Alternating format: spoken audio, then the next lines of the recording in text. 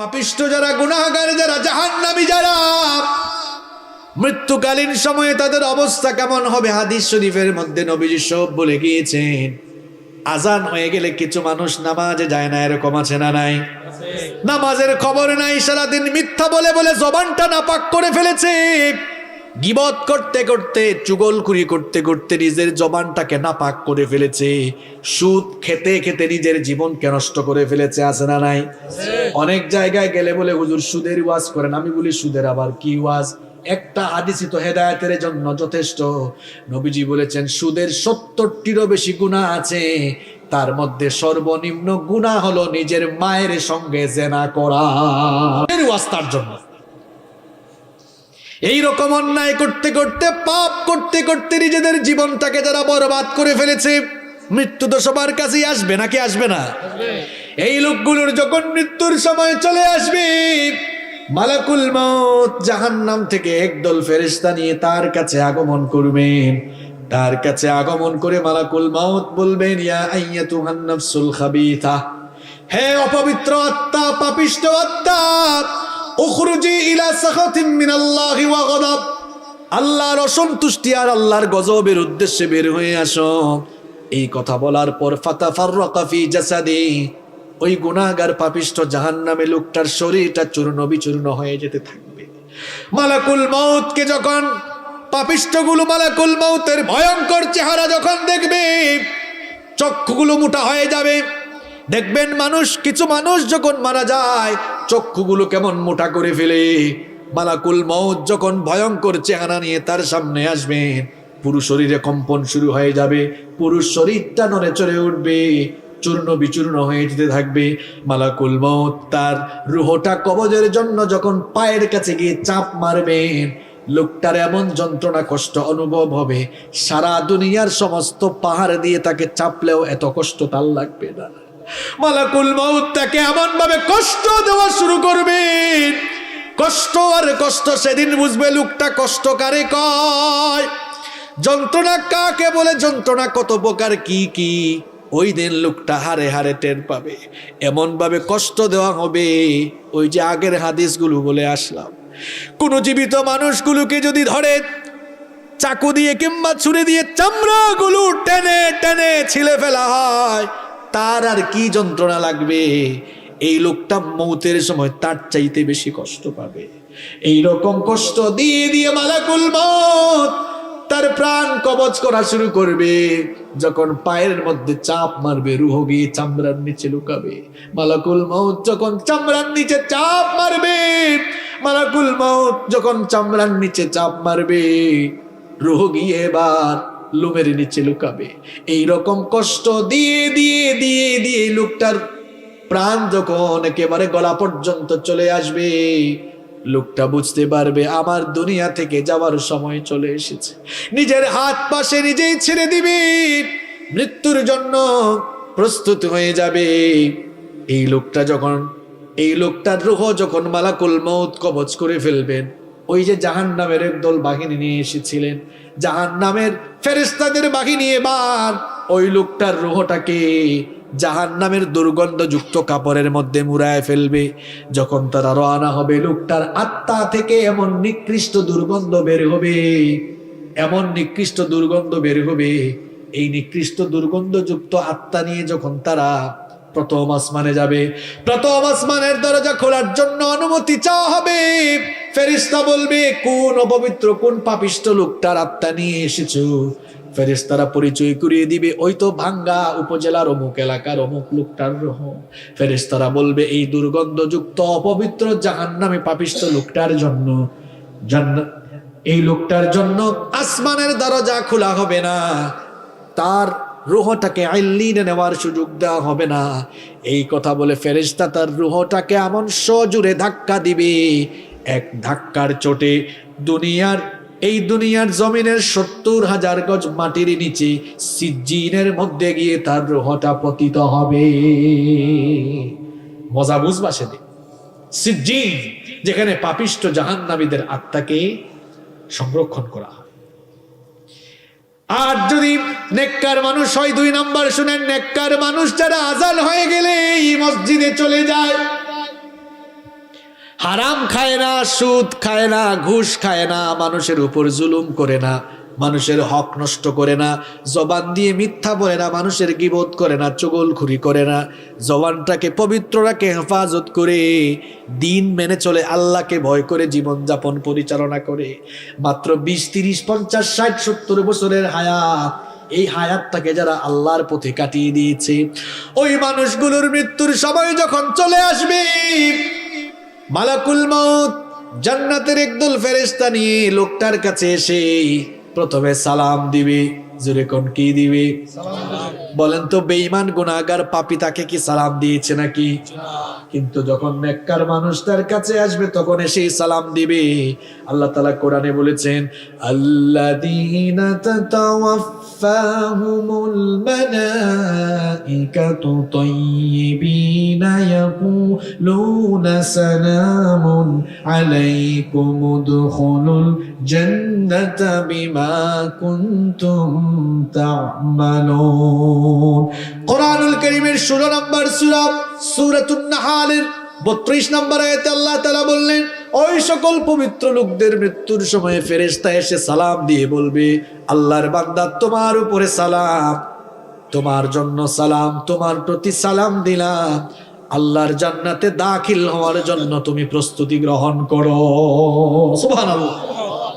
ফেরেশতা বলবে, ইয়া আইয়ুহান নাফসুত তাইয়্যিবা উখরুজি ইলা মাগফিরাতিন মিনাল্লাহি ওয়া রিদওয়ান। হে পবিত্র আত্মা, আল্লাহর সন্তুষ্টি আর ক্ষমার উদ্দেশ্যে তুমি বের হয়ে আসো। এই কথা বলে ফেরেশতা যখন তার রূহ কবজ করা শুরু করবে, নেককার দিনদার মানুষগুলোর রূহ যখন কবজ করা হবে, মৃত্যুর যন্ত্রণা তাদের আর ফিল হবে না। ব্যাপারটির উদাহরণ আমি এইভাবে দিচ্ছি, দেখবেন ছোট্ট বাচ্চারা ক্ষুধা পেলে কি করে? আপনাদের এলাকায় হাসে নাকি? ছোট্ট বাচ্চারা ক্ষুধা পেলে কি করে? কান্না করে। কান্না করার পর মা যখন সন্তানকে কুলে নিয়ে দুধ খাওয়ায়, দুধ পান করায়, বাচ্চা তখন কি কান্না করে নাকি? বাচ্চা তখন কান্না বন্ধ করে দুধ পান করে করে আরাম করে ঘুমিয়ে যায়। নেককার দিনদার আল্লাহওয়ালা মানুষ যারা, এদের মৃত্যুর সময় অবস্থা এমন হবে, একটি শিশু মায়ের কোলে দুধ পান করে যেমন আরাম করে ঘুমিয়ে যায়, ঠিক তেমনি ভাবে আল্লাহওয়ালা দিনদার মানুষগুলোর মৃত্যুর সময় ফেরেশতা এসে যখন জান্নাতের দৃশ্য তুলে ধরবে, জান্নাতের দৃশ্য দেখতে দেখতে দেখতে দেখতে আরাম করে সে ঘুমায়া যাবে। আল্লাহ এমন মৃত্যু আমাদেরকে নসিব করে দিও। আরো আসতে বলেন আমিন। তার রূহটাকে কবজ করার পর ফেরেশতারা এবার জান্নাতি ফেরেশতারা এবার ওই পবিত্র লোকটার রূহটাকে এবার জান্নাতি কাফনের কাপড় দিয়ে মোড়াবে, জান্নাতি কাফনের কাপড় দিয়ে মোড়াবে, আর এমন সুগন্ধ তার আত্মা থেকে বের হতে থাকবে, মেশকের সুগন্ধির চাইতে আরো সুগন্ধি বের হতে থাকবে। প্রথম আসমানে যখন যাওয়া হবে, প্রথম আসমানে যাওয়ার পর আসমানের দরজা খোলার জন্য অনুমতি চাওয়া হবে। ফেরেশতা আহলান সাহলান, ওয়েলকাম ওয়েলকাম, মোবারকবাদ জানিয়ে দরজা খুলে দিবে আর বলবে, কোন লোকটার রূহ নিয়ে এসেছো? এত সুগন্ধি ছড়ায়, চতুর্দিক থেকে শুধু সুগন্ধি বের হয়। ফেরেশতারা পরিচয় করিয়ে দিবে, ভাঙ্গা উপজেলার অমুক এলাকার অমুক লোক। লোকটা বড় নামাজি ছিল, আল্লাহওয়ালা ছিল, মা বাবার খেদমত করত, আল্লাহকে ভয় করে জীবনযাপন করত, কোনোদিন হারাম আর অন্যায় পথে জীবনযাপন করে নাই। ফেরেশতারা ওয়েলকাম করে যখন প্রথম আসমানের দরজা খুলে দিবে, এইভাবে একটার পর একটা দরজা খুলতে খুলতে 7 আসমানের উপরে ইল্লিন রয়েছে। ইল্লিন হচ্ছে আল্লাহওয়ালা মুত্তাকি পরহেজগার জান্নাতি মানুষদের রূহ সংরক্ষণ করার জায়গা।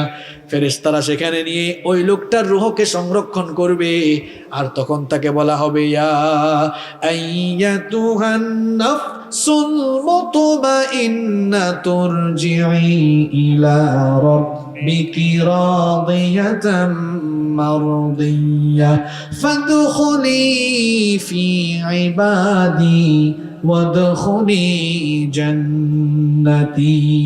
বলা হবে, হে প্রশান্ত আত্মা, হে প্রশান্ত আত্মা, আল্লাহর সন্তুষ্টির উদ্দেশ্যে বের হয়ে আসো, আল্লাহর নেককার বান্দাদের মধ্যে শামিল হও আর আল্লাহর জান্নাতের ভেতরে দাখিল হয়ে যাও।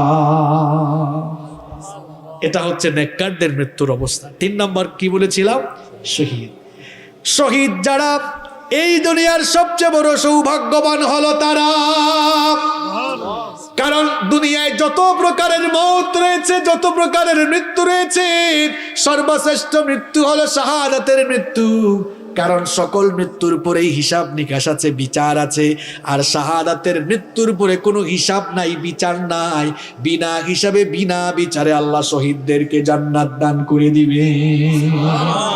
শহীদদের মৃত্যুকালীন যন্ত্রণাটাও কেমন শুনে নেন। আল্লাহর নবী বলেছেন, যারা আল্লাহর দ্বীনের জন্য শহীদ হবে, আল্লাহর দ্বীনের জন্য জীবন দিতে গিয়ে মাঝে মাঝে তোমরা তাদেরকে দেখবে হাত পা কেটে হয়তো বাতিলরা তাদেরকে হত্যা করে ফেলবে, হয়তো তাদের দেহটাকে ক্ষত বিক্ষত করে নির্মম ভাবে হত্যা করা হবে, কাউকে কাউকে হয়তো ফাঁসিতে ঝুলাইয়া হত্যা করা হবে।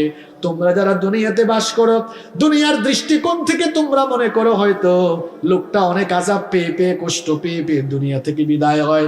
নবীজি বলছেন, তোমাদের ধারণা ভুল। হাতের মধ্যে চিমটি কাটলে মানুষ যেমন সামান্য ব্যথা পায়, ঠিক তেমনি ভাবে শহীদ যখন দুনিয়া থেকে যায় তার চাইতেও আরো কম ব্যথা পেয়ে দুনিয়া থেকে চলে যায়। আর শহীদদেরকে আল্লাহ এমন মর্যাদা দিয়েছেন, আমি তো আগেই বললাম, শহীদদের কাছ থেকে আল্লাহ হিসাব করবেন না, বিচারও চাইবেন না। বিনা হিসাবে বিনা বিচারে আল্লাহ তাদেরকে জান্নাত দিবেন। শহীদি মৃত্যুটা হচ্ছে একটা পুল বা সাঁকোর মতো। এখানে আসার সময় একটা সাঁকো দেখে আসলাম, পুল দেখে ব্রিজ বুঝেন তো আপনারা? ব্রিজের কাজ হলো এক পাশের রাস্তা এক সাইডের সাথে আরেক সাইডের জুলা লাগানো। শহীদি মৃত্যুটা হলো একটা সাঁকো, এই পারে দুনিয়া আর সাঁকোটা হলো শহীদি মৃত্যু। এই শহীদি মৃত্যুর মাধ্যমে সাঁকোটা পাশ দিলেই, সাঁকোটা পাশ দেওয়া মাত্রই আল্লাহর জান্নাতের দরজা খুলে যায়। এই জন্য নবীজি নিজেই শহীদ হওয়ার জন্য ব্যাকুল ছিলেন। নবীজি বলেছেন, আমার মনটা চায় জিহাদ করে করে আমি শাহাদাতের পেয়ালা পান করি, আবার যদি আল্লাহ আমাকে জীবন দেন, আমার ইচ্ছা হয় আবার জিহাদ করি, আবার শহীদ হই। আমার ইচ্ছা হয় আবার যদি আল্লাহ জীবন দেন, আবার আমি জিহাদ করে শহীদ হয়ে জীবনটা আল্লাহর রাস্তায় বিলায়া দিই। সুবহানাল্লাহ পড়তে মন চায় না? আল্লাহর নবীর সাহাবী ওমর রাদিয়াল্লাহু আনহু কি কম মর্যাদার সাহাবী? হ্যাঁ, কি মনে করেন আপনি? নবীজি এই ওমর রাদিয়াল্লাহু আনহুর ব্যাপারে বলেছেন, আকাশের মধ্যে কত তারকা আছে বর্তমান বিজ্ঞান কি বলতে পেরেছে নাকি? আল্লাহর নবী বলেছেন, কিয়ামতের আগে কেউ যদি আকাশের তারকাগুলো গণনা করে শেষ করতেও পারে, তোমরা মনে রেখো আমার ওমর মুসলমান হওয়ার পরে কত যে নেক আমল করেছে, আমার ওমরের নেক আমলগুলো গুনে গুনে কেউ কোনোদিন শেষ করতে পারবে না।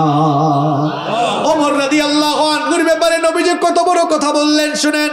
নবীজি বললেন, লা নাবিয়্যা ওয়ালা রাসূলা মিন বাদি, আমার পরে কোনো নবী নাই, আমার পরে কোনো রাসূল নাই। লাউ কানা নাবিয়্যাম মিন বাদি লাকানা উমার, আমার পরে কেউ যদি নবী হওয়ার যোগ্যতা রাখতো, আমার ওমর আমার পরে নবী হয়ে যেত। সেই ওমর রাদিয়াল্লাহু আনহু হাত তুললে কি দোয়া করতেন শুনেন। আমার আপনার খাসলত হলো আমরা হাত তুললেই দোয়া করি, আল্লাহ সম্পদ আরো বাড়ায় দাও, আরো কিছু হায়াত দাও, ছেলে মেয়েকে এইটা করো ওইটা করো, চাকরিতে বরকত দাও, ব্যবসায় বরকত দাও। আর ওমর রাদিয়াল্লাহু আনহুর মুনাজাতটা কেমন ছিল শুনেন।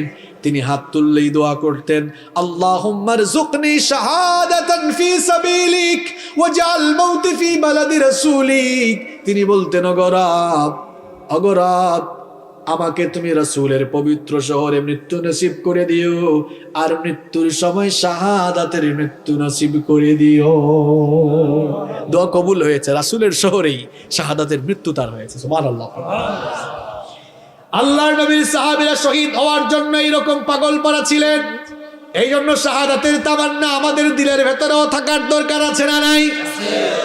শাহাদাতের তামান্না যদি আমাদের দিলে থাকে, লাভটা হবে কি শোনেন। শাহাদাতের আকাঙ্ক্ষা যদি থাকে, যদি আপনি শহীদ না হন, একটা বেনিফিট আছে না নাই? নবীজি বলেছেন, মান সাআলাল্লাহু শাহাদাতি বিসিদকিন বাল্লাগাহুল্লাহু মানাজিলাশ শুহাদা ওয়া ইম্মা তাআলা ফিরাশি। নবীজি বলেছেন, কারো দিলের মধ্যে, কারো অন্তরের মধ্যে যদি শাহাদাতের তামান্না থাকে, আর লোকটা যদি শহীদ না হয়ে বিছানায়ও মারা যায়, দিলের মধ্যে শাহাদাতের তামান্না থাকার কারণে আল্লাহ তাআলা তাকে শহীদী মৃত্যুর মর্যাদা দান করে দিবে। মরতেই হবে যখন, শহীদী মরণ দিও আমাকে।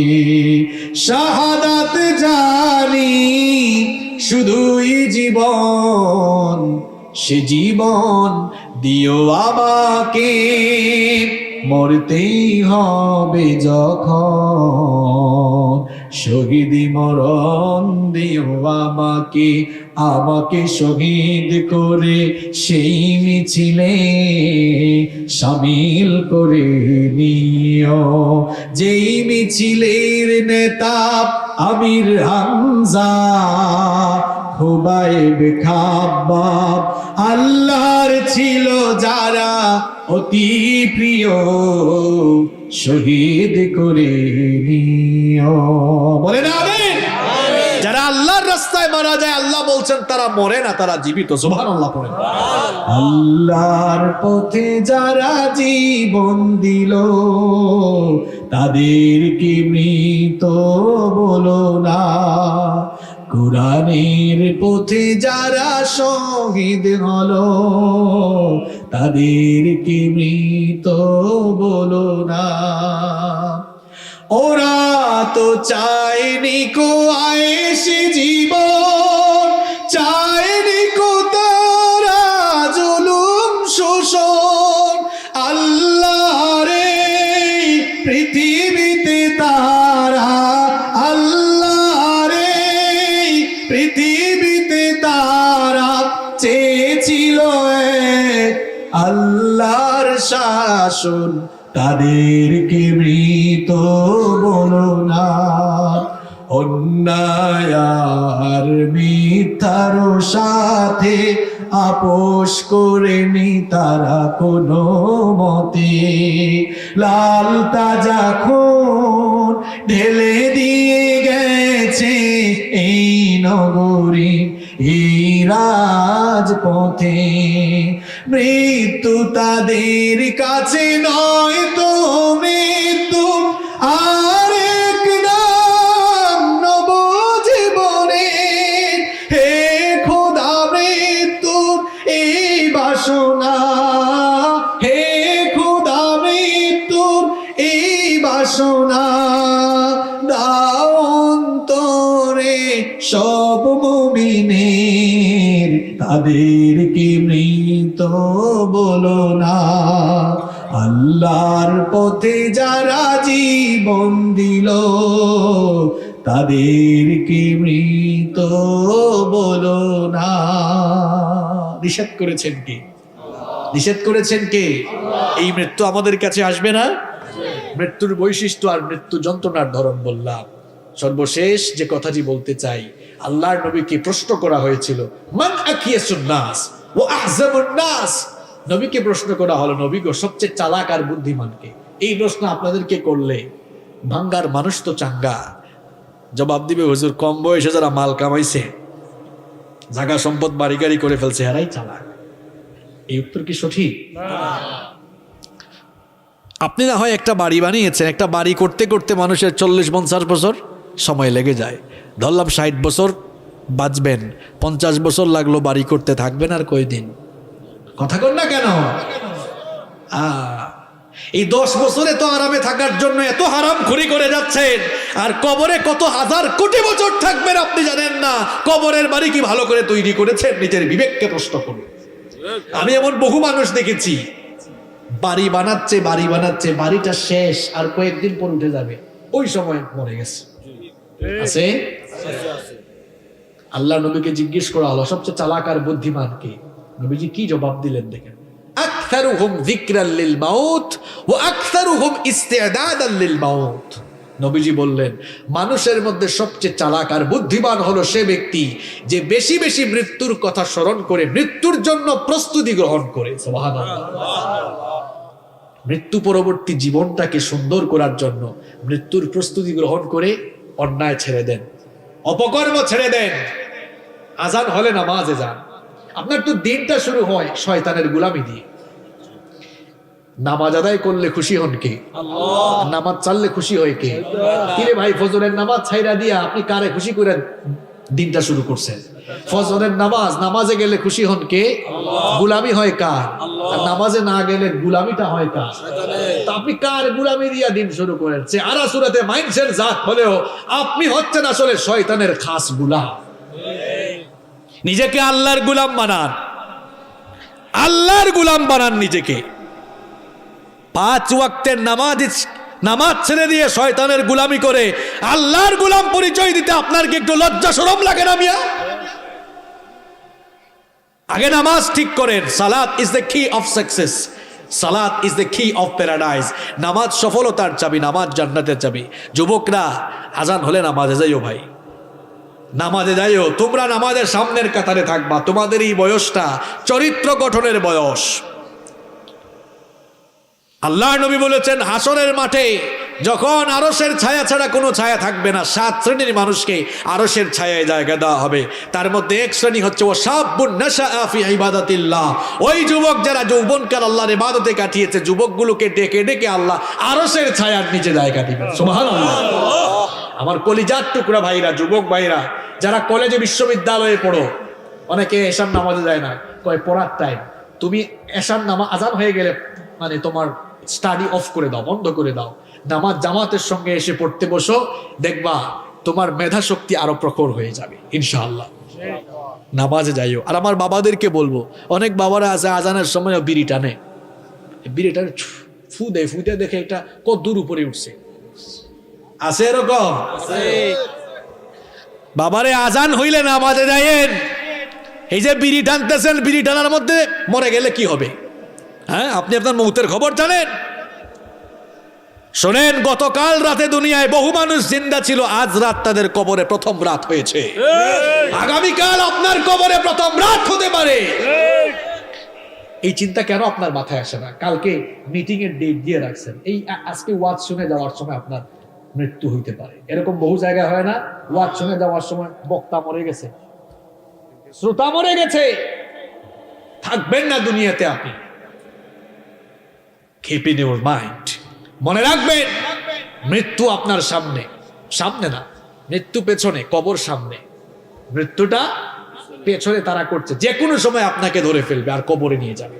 আর কবর খুব সাংঘাতিক জায়গা, কবরে কোনো ক্লাস নাই। রব্বুল আলামিন কোরআনুল কারীমের 23 নম্বর সূরা সূরাতুল মুমিনুনের 12 নম্বর আয়াত থেকে এবার বলছেন, ওয়ালাকাদ খালাকনাল ইনসানা মিন সুলালাতিন মিন তিন সুম্মা জাআলনাহু নুতফাতান ফি قرار مكين ثم خلقنا النطفة علقة فخلقنا العلقة مضغة فخلقنا المضغة عظاما فكسونا العظام لحما الله تعالى বলছেন, অবশ্যই আমি মানুষকে মাটির নির্যাস থেকে সৃষ্টি করেছি। পুরুষের স্পাম আর মহিলাদের অভাব, এই দুটোকে মিলে একত্রিত করে 1 ফোঁটা নাপাক পানি তোমার মায়ের জরায়ুর ভেতরে একেবারে সুরক্ষিত জায়গায় আমি রেখে দিলাম। আল্লাহ তাআলা বলছেন, বান্দারে তুমি তো কিছুই ছিলে না, 1 ফোঁটা নাপাক পানি থেকে তোমার পয়দা হয়েছে। এই দুনিয়াতে আসার পরে আমাদের অনেকের ফুটা নিয়ে তো বেড়ে যায়, কত ভাবসাব, কত অহংকার নিয়ে আমরা অনেকে চলাফেরা করি। অথচ আল্লাহ তাআলা বলছেন, 1 ফোঁটা নাপাক পানি থেকে তোমার পয়দা হয়েছে। এমন নাপাক পানি থেকে তোমার পয়দা হয়েছে, যেই নাপাক পানি ফুটা বের হয়ে গেলে মানুষের উপর গোসল ফরজ হয়ে যায়। এমন 1 ফোঁটা নাপাক পানি থেকে বান্দা তোমার পয়দা হয়েছে। ওই নাপাক পানি ফোঁটাকে আমি তোমার মায়ের জরায়ুর ভেতরে সুরক্ষিত জায়গায় রেখে দিলাম। এরপরে এই নাপাক পানি ফোঁটাকে জমাট বাঁধা রক্তে পরিণত করলাম। অতঃপর সেই জমাট বাঁধা রক্তকে আমি গোশতপিণ্ড পরিণত করলাম। তার উপরে সেই গোশতপিণ্ডকে বড় একটা হাড্ডিতে রূপান্তর করলাম। তখনও তোমার কান ছিল না, চক্ষু ছিল না, নাক ছিল না, ঠোঁট ছিল না, ফেস কাটিং ছিল না, কিছুই ছিল না, হাত ছিল না, পা ছিল না।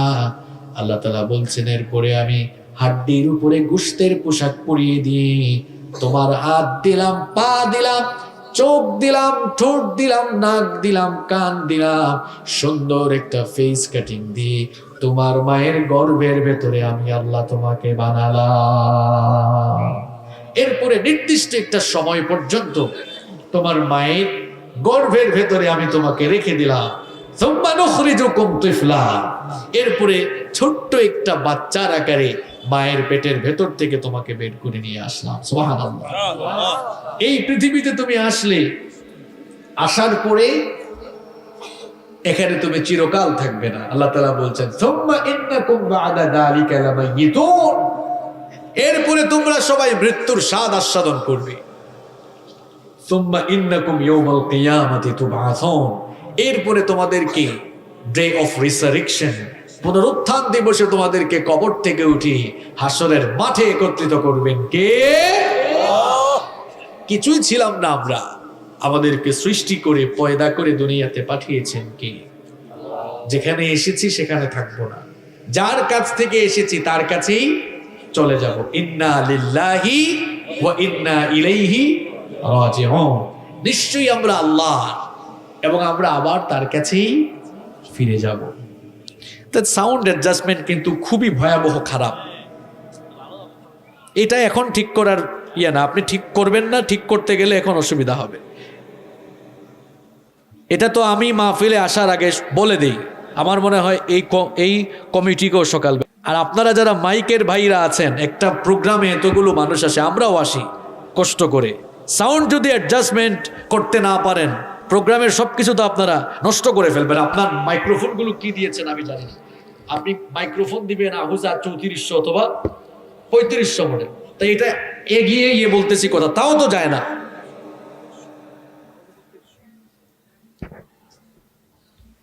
মাইক ভালো না হইলে 5-10 মিনিট বক্তব্য দেওয়া যায়, কিন্তু 1-1.5 ঘন্টা কোরআনের তাফসীর করা যায় না। সম্মানিত সুধী মণ্ডলী, দাঁড়ান, এখন আর ঠিক হবে না। আপনারা বছরে মাহফিল করেন একটা, আর আমরা ডেইলি করি 2-3টা, আমাদের অভিজ্ঞতা আছে তো আপনাদের চেয়ে বেশি। মাইক যদি আসরের সময় মাগরিবের সময় ঠিক না করে, হুজুর উঠার পরে, বক্তা উঠার পরে মাইক ঠিক করতে যাবে, মাহফিলের অঘটন ঘটাইছেন। এটা ঠিক করার টাইম ছিল আসরের সময়, মাগরিবের সময়, এখন কেন ঠিক করবেন আপনি? আপনারা শুনে যেমন মজা পাচ্ছেন না, আমি কথা বলেও আরাম ফিল করছি না। সম্মানিত সুধী মণ্ডলী, তাহলে যেখানে আমরা আছি এখানে আমরা থাকবো না, সবাই আমরা চলে যাব। Every soul will take the test of death, প্রত্যেক প্রাণসত্তাকে মৃত্যুর স্বাদ আস্বাদন করতে হবে, কেউ আমরা থাকবো না। মৃত্যু এটি হচ্ছে মানুষের জীবনের সবচাইতে বস্তুনিষ্ঠ, অলঙ্ঘনীয় এবং অনিবার্য মহাসত্য। এই মৃত্যুর হাত থেকে আমরা কেউ রেহাই পাবো না, কেউ রেহাই পায়নি, কেউ ভবিষ্যতে পাবেও না। এই মৃত্যুর কিছু বৈশিষ্ট্য রয়েছে, দেয়ার আর সাম ক্যারেক্টারিস্টিক অফ ডেথ, মৃত্যুর কিছু বৈশিষ্ট্য রয়েছে। এই মৃত্যুর মোট 8টি বৈশিষ্ট্য রয়েছে। আমার কথা আপনারা বুঝে থাকলে জবাব দেন তো, মৃত্যুর মোট কয়টি বৈশিষ্ট্য রয়েছে? 8টি। চলেন আমরা জেনে নেই। ফার্স্ট অফ অল, প্রথমত হচ্ছে এটি এমন একটি বিষয়, মৃত্যু এটি এমন এক পেয়ালা, এই পেয়ালা থেকে সবাই পান করবে, মরণের স্বাদ সকলকেই ভোগ করতে হবে। প্রত্যেকটি প্রাণসত্তাকেই মরণের স্বাদ আস্বাদন করতে হবে। এই জন্য যাদের প্রাণ আছে কেউ যেন মৃত্যু সম্পর্কে গাফেল হয়ে না যায়। রব্বুল আলামিন এই মৃত্যুর কথা একটি আয়াতে নয়, কোরআনুল কারীমের ভিন্ন ভিন্ন 4টি জায়গায় আল্লাহ একই কথা 4 বার বলেছেন। কুল্লু নাফসিন যায়িকাতুল মাউত, তিন জায়গায় ভিন্ন ভিন্ন তিনটি জায়গায় একই কথা আল্লাহ তিনবার বলেছেন। সূরা আলে ইমরান 185 নম্বর আয়াত, সূরাতুল আম্বিয়া 35 নম্বর আয়াত, সূরাতুল আনকাবুত 57 নম্বর আয়াত। সেম কথা আল্লাহ কয়বার বলেছেন? তিনবার। আল্লাহ বলেছেন কুল্লু নাফসিন দাইকাতুল মাউত, every soul will take the test of death, everyone will take the test of death. প্রত্যেককেই মরণের স্বাদ আস্বাদন করা লাগবে। আরবের এক কবিতার কবিতা এই জন্য বড় সুন্দর করে বলেছেন, আল মাউতু কাসুন কুল্লু নাসিন শারিবুন ওয়াল কবরু বাইতুন কুল্লু নাসিন দাখিলুন। মৃত্যু হচ্ছে এমন এক পেয়ালা, এই পেয়ালা থেকে সবাই পান করবে, আর কবর এমন একটি ঘর যেই ঘরে সকলকেই প্রবেশ করা লাগবে। বিভিন্ন মসজিদের মাইকে দেখবেন মাঝে মাঝে বিভিন্ন মানুষের মৃত্যুর খবর এলান হয়। বিভিন্ন মানুষের মৃত্যুর খবর ঘোষণা করতে করতে আর মসজিদের মাইক থেকে বিভিন্ন মানুষের মৃত্যুর খবর শুনতে শুনতে এমন একটা দিন আসবে, এমন একটা সময় আসবে যখন আপনার মৃত্যুর খবর মসজিদের মাইকে ঘোষণা হবে, যখন আপনার মৃত্যুর খবর দিকে দিকে মানুষকে শোনানো হবে। এই সময় আসবে কিনা বলেন? কত মানুষের জানাজায় আপনি গিয়েছেন। একটা সময় আসবে যখন চতুর্দিক থেকে মানুষেরা ছুটে আসবে আপনাকে জানাজা দেওয়ার জন্য। এখন রাত 10:45 বাজে। আগামীকাল 10:45 রাত 10:45 আপনি মাটির নিচে কবরে ঘুমিয়ে থাকতে পারেন। আপনি মনে করছেন হুজুর আমি তো সুস্থ মানুষ, আমি তো এত তাড়াতাড়ি যাওয়ার কথা না। পৃথিবীতে এমন বহু অসুস্থ মানুষ আছে, ডাক্তার বলেছে 3 দিনের ভেতর মারা যাবে, কিন্তু দেখা গিয়েছে আল্লাহ তার কুদরত দিয়ে 3 দিন নয় মাসের পর মাস আল্লাহ ওই রোগীকে বাঁচিয়ে রেখেছে। এরকম আছে না নাই? আবার পৃথিবীতে এমন বহু সুস্থ মানুষ আছে, সুস্থ শরীর নিয়ে রাতের বেলা ঘুমায়, ফজরের সময় ঘর থেকে লাশ বের হয়ে যায়। আছে এরকম? এখন যার হাতে একটা স্মার্টফোন আছে আর ফোনের মধ্যে যদি ইন্টারনেট কানেকশন থাকে, গোটা দুনিয়া তার হাতের মুঠায়, গোটা দুনিয়ার খবর সে মুহূর্তেই নিয়ে ফেলতে পারবে। কিন্তু আমার বাবারা, আমার ভাইয়েরা, গোটা দুনিয়ার খবর যদিও আমরা মুহূর্তের মধ্যে নিয়েও ফেলতে পারি, আমরা কেউ জানি না আমাদের কার জন্য কাফনের কাপড় এসে দোকানে রেডি হয়ে আছে। কেউ জানেন আপনারা? হয়তো অনেকে ভাবতে পারে যে না আমি তো সুস্থ সবল মানুষ, কত সুস্থ মানুষ হঠাৎ করে মারা যাচ্ছে, এরকম আছে না নাই?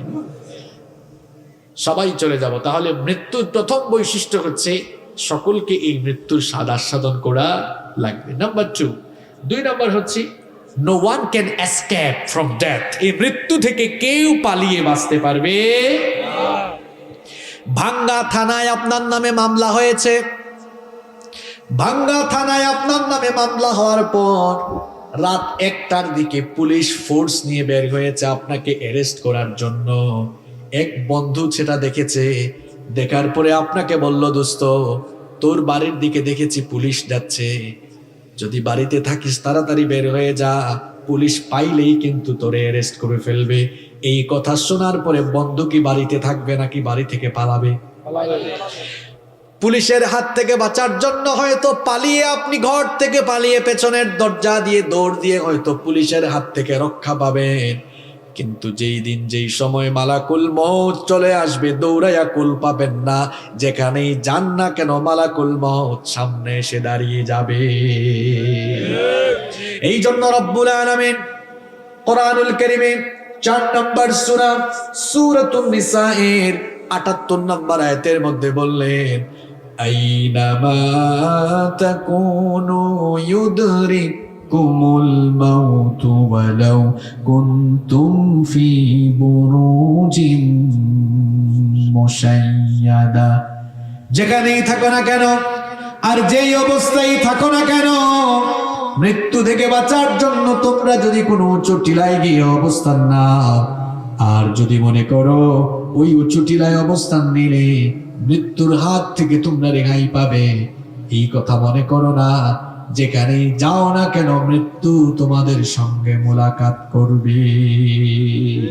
আমার রব্বুল আলামিন কোরআনুল কারীমের 62 নম্বর সূরা সূরাতুল জুমুআ এর 8 নম্বর আয়াতে আরো সুন্দর করে বললেন, قل إن الموت الذي تفرون منه فإنه ملاقيكم ثم تردون إلى عالم الغيب والشهادة فينبئكم بما كنتم تعملون। আরবের প্রখ্যাত কবি জুহাইর তার কবিতায় কয়েকটি সুন্দর লাইন লিখলেন। এই কবিতার লাইনগুলো এই আয়াতের ভাবার্থ হয়ে গেল।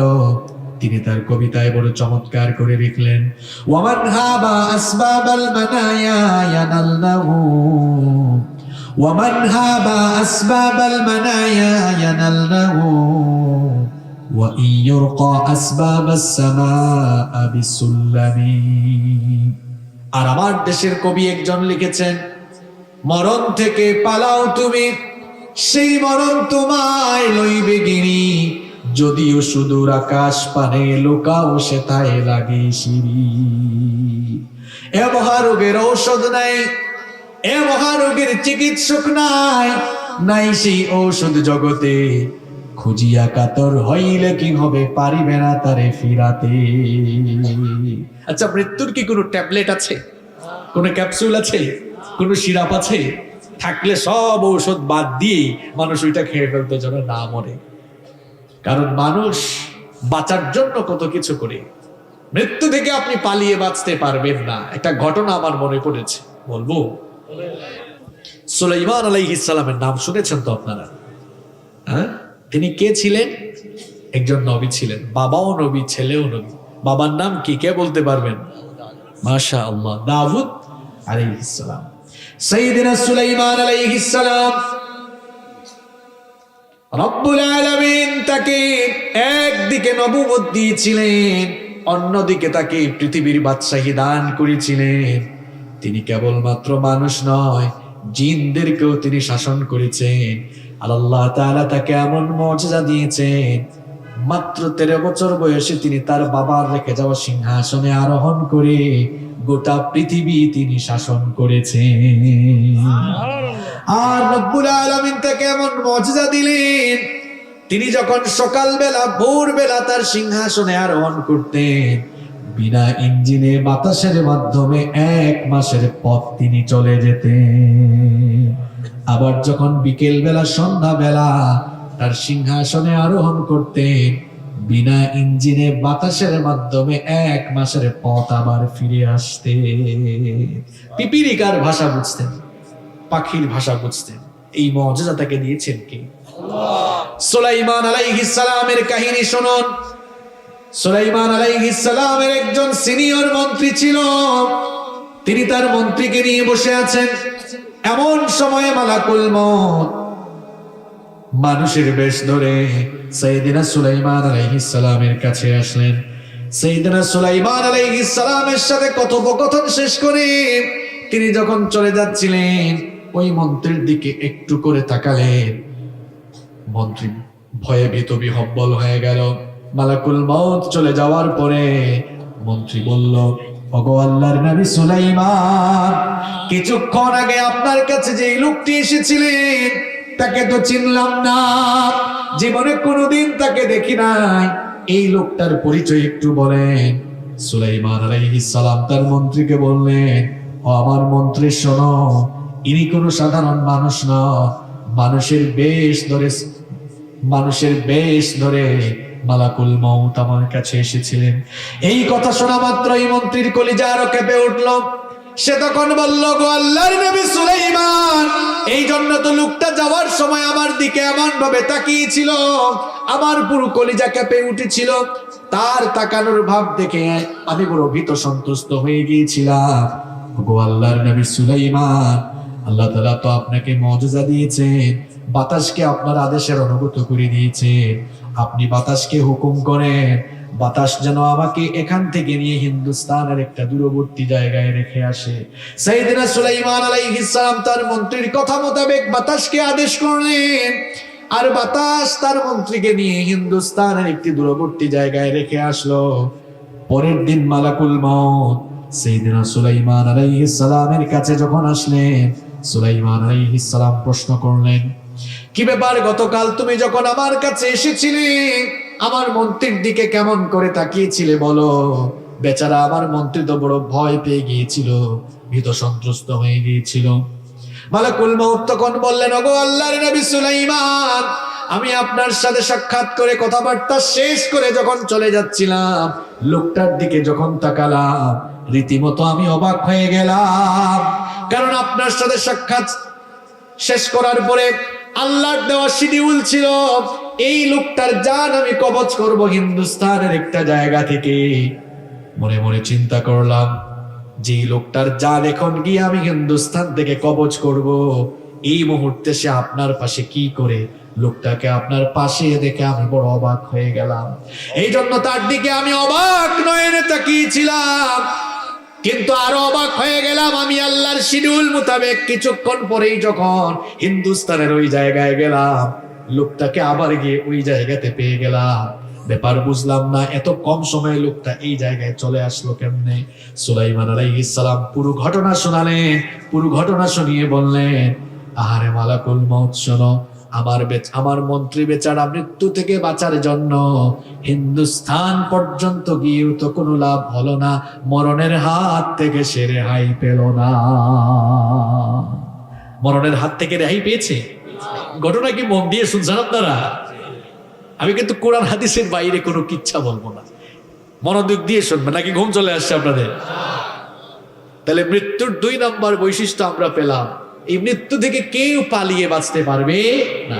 মৃত্যুর কয়টা বৈশিষ্ট্য বলবো বলছিলাম? কয়টা বলছি কয়টা? 2টা। নাম্বার 3 নম্বর হচ্ছে no one can leave from death home. মৃত্যুর থাবা থেকে কেউ রেহাই পাবে না, এমনকি পয়গম্বরেরা পর্যন্ত মৃত্যুর থাবা থেকে রেহাই পান না। আল্লাহু আকবার। বলেন তো, এই পৃথিবীর সমস্ত মানুষের বাপের নাম কি? আর একটু জোরে বলেন। আরে ভাঙ্গার মানুষ তো চাঙ্গা হওয়ার কথা, জবাবও চাঙ্গা হবে, তাই না? তাইলে বলেন, পৃথিবীর সমস্ত মানুষের বাবার নাম কি? আদম আলাইহিস সালাম কি মৃত্যুর হাত থেকে রেহাই পেয়েছেন নাকি? এবার শুনুন, ঘটনা তো আরেকটা মনে পড়ে গিয়েছে, বলবো নাকি বিরক্ত লাগে, খারাপ লাগে? সাইয়েদনা আদম আলাইহিস সালামকে রব্বুল আলামিন তার নিজের কুদরতি হাতে বানালেন। সাইয়েদনা আদম আলাইহিস সালামকে রব্বুল আলামিন তার নিজের কুদরতি হাতে বানানোর পরে নিজেই তার ভেতরে আল্লাহ রূহ ফুঁকে দিলেন। এরপরে সাইয়েদনা আদম আলাইহিস সালামের পিঠের মধ্যে হাত বুলিয়ে এই পৃথিবীতে আদমের অনাগত সকল সন্তানদের রূহগুলোকে আল্লাহ বের করে আনলেন। সাইয়েদনা আদম আলাইহিস সালামের সামনে কিয়ামত পর্যন্ত দুনিয়ায় আদম আলাইহিস সালামের যত সন্তানরা আসবে, অর্থাৎ সমস্ত মানুষের রূহ আল্লাহ আদম আলাইহিস সালামের সামনে হাজির করে একটি রূহ সভা করলেন। বলেন তো, জনগণ দিয়ে কি সভা হয়? আর একটু জুড়ে বলেন, জনগণ দিয়ে কি সভা হয়? জনসভা। আর আদম আলাইহিস সালামের সামনে আল্লাহ সব রূহ একত্রিত করে কি সভা আল্লাহ করলেন? আর একটু জুড়ে বলেন, রূহ সভা। আদম আলাইহিস সালামের সামনে এতগুলো রূহ। আদম আলাইহিস সালাম দেখে বললেন, অগরব মান হাউলাই, এরা কারা? আল্লাহ তাআলা বললেন, হুম যুররিয়াতুক, এরা সবাই হচ্ছে তোমার অনাগত সন্তান।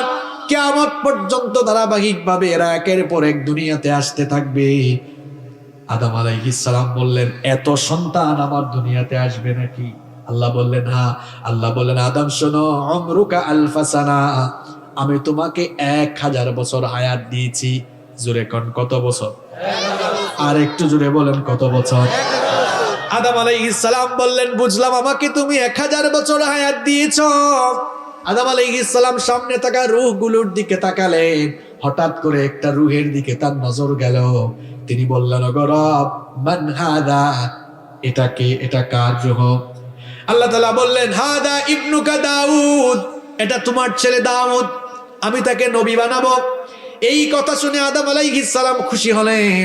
খুশি হয়ে বললেন, ওগো রব, আমার ছেলে দাউদকে তুমি কত বছর হায়াত দিয়েছো? আল্লাহ তাআলা বললেন, সিত্তুনা সানা, 60 বছর। জোরে কোন কত বছর? 60 আর আদম নবীর কত বছর? আদম আলাইহিস সালামের ছেলে দাউদ নবীর হায়াত কত বছর? 60 বছর। এই কথা শুনে আদম আলাইহিস সালাম বললেন, ওগো আল্লাহ, তুমি আমাকে 1000 বছর হায়াত দিয়েছো, আর আমার এত সুন্দর ছেলে দাউদকে তুমি মাত্র 60 বছর হায়াত দিয়েছো। মাবুদ গো, আমার হায়াত থেকে 40 বছর মাইনাস করে আমার ছেলে দাউদকে আরো 40 বছর হায়াত আমার তরফ থেকে দিয়ে দাও। তাহলে দাউদ আলাইহিস সালামের বয়স ছিল 60, আদম আলাইহিস সালামের কাছ থেকে 40 এড হলে 60 আর 40 হয় কত? 100। এখন ছেলের জন্য বাপের দাবি কবুল করে ফেললেন কি আল্লাহ? আদম আলাইহিস সালামের 1000 বছর হায়াত থেকে 40 বছর কমে গেলে থাকে কত? 960। না, আপনি হিসাব নিকাশে দেখি আপনারা চাঙ্গা। 960। আদম আলাইহিস সালাম দুনিয়াতে চলে আসলেন 960 বছর পরে। মালাকুল মউত আদম আলাইহিস সালামের কাছে আসলেন। আদম আলাইহিস সালাম মালাকুল মউতকে বললেন, কি ব্যাপার, এখন তুমি এসেছো কেন? এখনো তো টাইম হয় নাই, আমাকে তো আল্লাহ 1000 বছর হায়াত দিয়েছেন। মালাকুল মউত বললেন, আপনি যে আপনার ছেলে দাউদকে 40 বছর দিয়ে ফেলেছেন, এটা কি ভুলে গিয়েছেন নাকি? আদম আলাইহিস সালাম বললেন, না, আমি দেই নাই। মালাকুল মউত বলতেছে, এবার না আপনি দিয়েছেন। একজন বলে দেই নাই, আর একজন বলে দিয়ে দিছে। এখন বলেন তো ঝামেলা আছে না নাই? দুইজন ঝগড়া শুরু করেছে। আদম আলাইহিস সালাম বলতেছেন দেন নাই, আর মালাকুল মউত বলতেছেন দিয়েছে। দুইজন যখন বাক বিতণ্ডায় জড়িয়ে গেলেন, মালাকুল মউত আল্লাহ তাআলাকে বললেন, ওগো রব, আপনার বান্দা আদম তো ভুলে গিয়েছে। ভুলে যাওয়া এটা আদমের স্বভাব, এই জন্য আমরা তো আদমের সন্তান, আমরাও ভুলে যাই। নাসিয়া আদম ফানাসিয়া বানু, আদম ভুলে গিয়েছিলেন, এই জন্য আদমের সন্তান হিসাবে আমরাও ভুলে যাই। রাতের খাবার খেয়ে এসে অনেকে বলে খায় নাই, আসলে খাইছে কিন্তু ভুলে গিয়েছে। ভুলে যাওয়া আমাদের স্বভাব। গতকাল এক এলাকায় গিয়েছে, ভুলে গিয়েছে, বলেছে এখন যায় নাই, এরকম হয় কি হয় না? আদম আলাইহিস সালাম ভুলে গিয়েছেন। আল্লাহ মালাকুল মউতকে বললেন, মালাকুল মউত ফিরে আসো, আমার আদম ভুলে গিয়েছে, আমরা সেটা লিখে রাখি নাই, সাক্ষীও রাখি নাই। এখন থেকে লিখেও রাখা, সাক্ষী রাখার সিস্টেম চালু হলো। আদমকে আরো 40 বছরই দিয়ে দাও, 40 বছর দাও। 1000 বছর যখন হায়াত হলো, এরপরে কি আদম নবী থেকেছেন নাকি দুনিয়া থেকে চলে গিয়েছে? আপনি কি থাকতে পারবেন নাকি? উলুল আজমি মিনার রাসূল যারা ছিলেন, বড় বড় পয়গম্বররা পর্যন্ত মরণের হাত থেকে রেহাই পান নাই। মুসা নবীর কাহিনী মনে পড়ে গেল, বলবো? এগুলো কিন্তু আউল ফাউল কিচ্ছা না, কোরআন থেকে হাদিস থেকে আপনাদেরকে শোনাচ্ছি। বুখারী শরীফের হাদিস, বুখারী শরীফে লম্বা একটি হাদিস রয়েছে। সাইয়েদনা মূসা আলাইহিস সালামের মওতের সময় যখন এসে গেল, মূসা নবী বলেন তো নরম নবী না গরম নবী? খুব গরম, খুব রাগী নবী। যখন রাগ করতেন চুলগুলো খাড়া হয়ে পাগড়ি ভেদ করে ফেলতো, এত রাগী নবী ছিলেন। ফেরাউনের বংশের এক লোককে এক থাপ্পড় দিয়া দুনিয়া থেকে বিদায় করে দিয়েছে। থাপ্পড়ের ওজনটা কম না বেশি? রাগ কম না বেশি? মূসা নবীর কাছে মালাকুল মউত আসলেন। মূসা নবীকে এসে বললেন, মালাকুল মউত, আমি মালাকুল মউত আপনার কাছে এসেছি। মূসা নবী বললেন, তো কি হয়েছে? দেখছেন অবস্থা? মালাকুল মউত বললেন, কি হয়েছে মানে আমি কেন আসি আপনি কি জানেন না? মূসা নবী বললেন, কেন এসেছো? মালাকুল মউত বলল, আমি আপনার জান কবজের জন্য এসেছি। মূসা নবী বললেন, আসো, জান এসে কবজ করো। ফালাম্মা জাআহু সাক্কাহু, যখন মালাকুল মউত মূসা নবীর কাছে আসলেন, মূসা নবী মালাকুল মউতের চোখের উপরে এক থাপ্পড় মারলেন, চক্ষুটা বের হয়ে গেল। আল্লাহু আকবার। এক থাপ্পড় খাইয়া মালাকুল মউত আল্লাহর কাছে চলে গেলেন। আল্লাহর কাছে গিয়ে বললেন, আরসালতানি ইলা আব্দুল্লাহ ইউরিদুল মাউত, অগরব এমন এক লোকের কাছে আমাকে পাঠিয়েছো, গিয়েছিলাম তার জান কবজ করতে, উল্টা আমার জানই কবজ করে ফেলতেছিল। আল্লাহ তাআলা বললেন, মালাকুল মউত ফিরে যাও আমার নবী মূসার কাছে, গিয়ে বলো আমার নবী মূসা তিনি যদি আরো হায়াত চান, তিনি যেন একটা ষাঁড়ের পিঠের উপরে তার হাত রাখেন। ষাঁড় বুঝেন তো আপনারা? একটা ষাঁড়ের পিঠের উপরে হাত যেন রাখেন, তিনি তার হাত দিয়ে যতগুলো লোম ঢাকতে পারবেন, প্রত্যেকটি লোমের বিনিময়ে আল্লাহ তাকে এক এক বছর করে হায়াত বাড়িয়ে দিবে। মুসা আলাইহিস সালাম তো বুদ্ধিমান বিচক্ষণ নবী, তিনি মালাকুল মউত কি পাল্টা কোশ্চেন করলেন, বুঝলাম প্রত্যেকটা লোমের বিনিময়ে না হয় এক এক বছর হায়াত বাড়বে, ওই হায়াত যখন ফুরিয়ে যাবে তখন কি হবে? মালাকুল মউত বললেন, তখন আপনাকে মরা লাগবে, মৃত্যুর স্বাদ ভোগ করা লাগবে।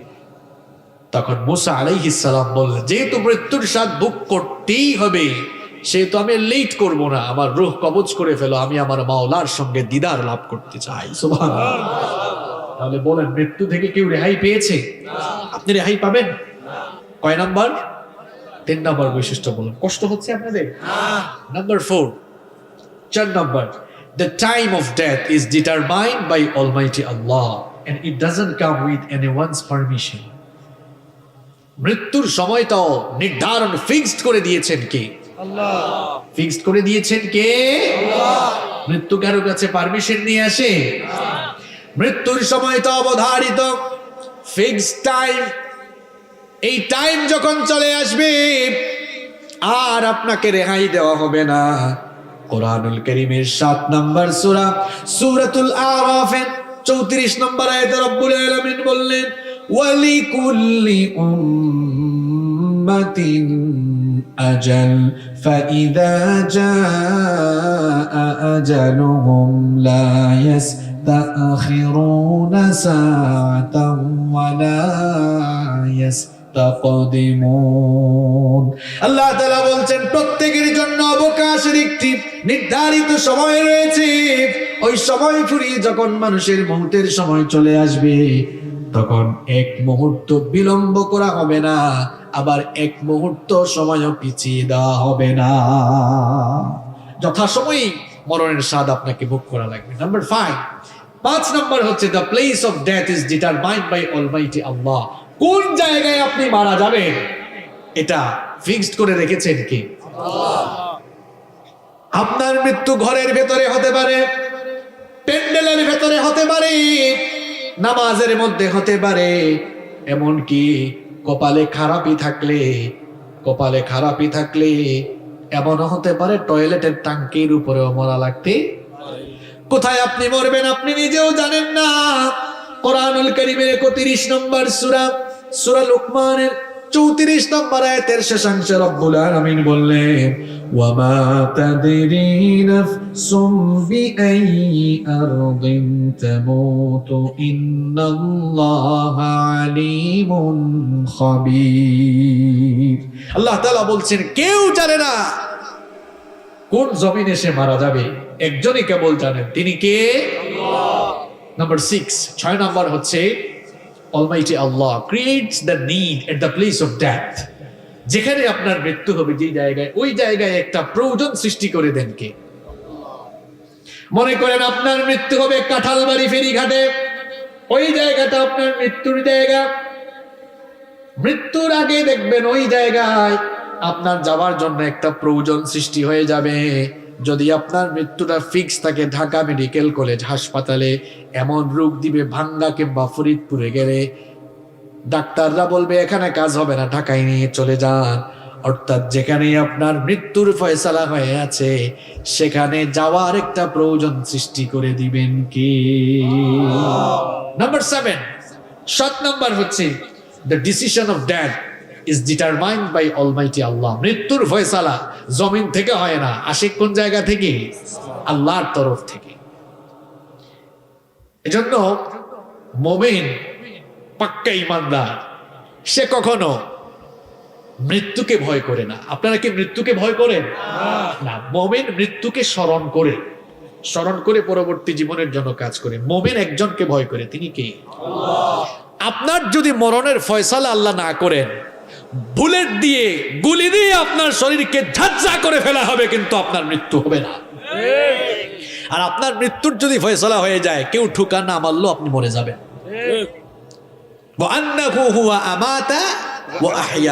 তিনি জন্মদানকারী, তিনি হচ্ছে মৃত্যুদানকারী। এই জন্য আল্লাহ ছাড়া কাউকে ভয় করবেন না, আল্লাহ ছাড়া কাউকে ভয় করবেন না। যে ব্যক্তি আল্লাহ ছাড়া দুনিয়ার মানুষকে ভয় করে, তামাম দুনিয়া তারে ভয় দেখায়। আর যার অন্তরে আল্লাহর ভয় আছে, তামাম দুনিয়া তার হুঙ্কারে ভয় পায়। এজন্য একজনকে ভয় করব, তিনি কে?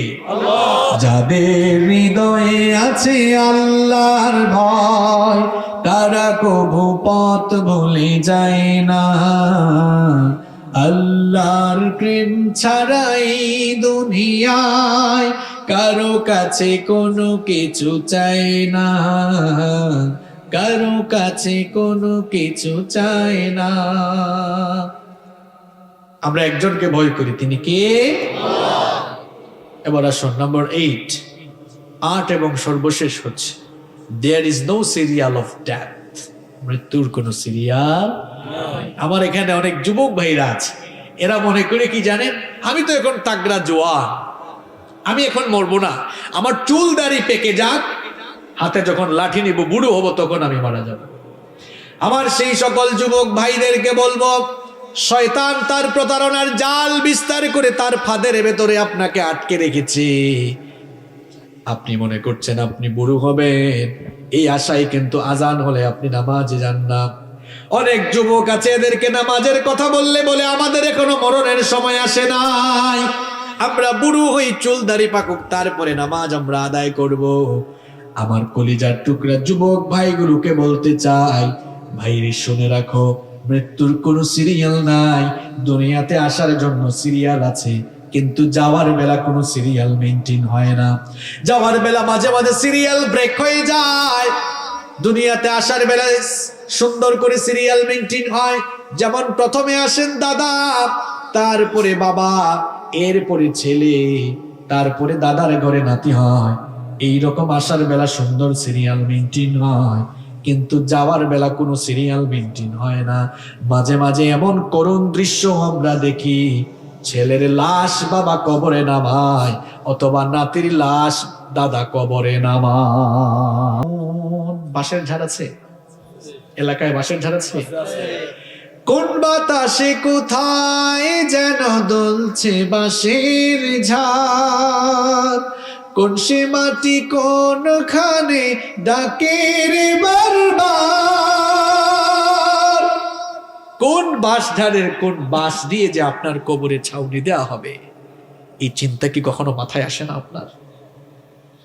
কোন বাতাসে কোথায় যেন দুলছে বাঁশের ঝাড়, কোন সে মাটি কোনখানে ডাকে রে বারবার। খাটিয়া বহন করে কয়জন?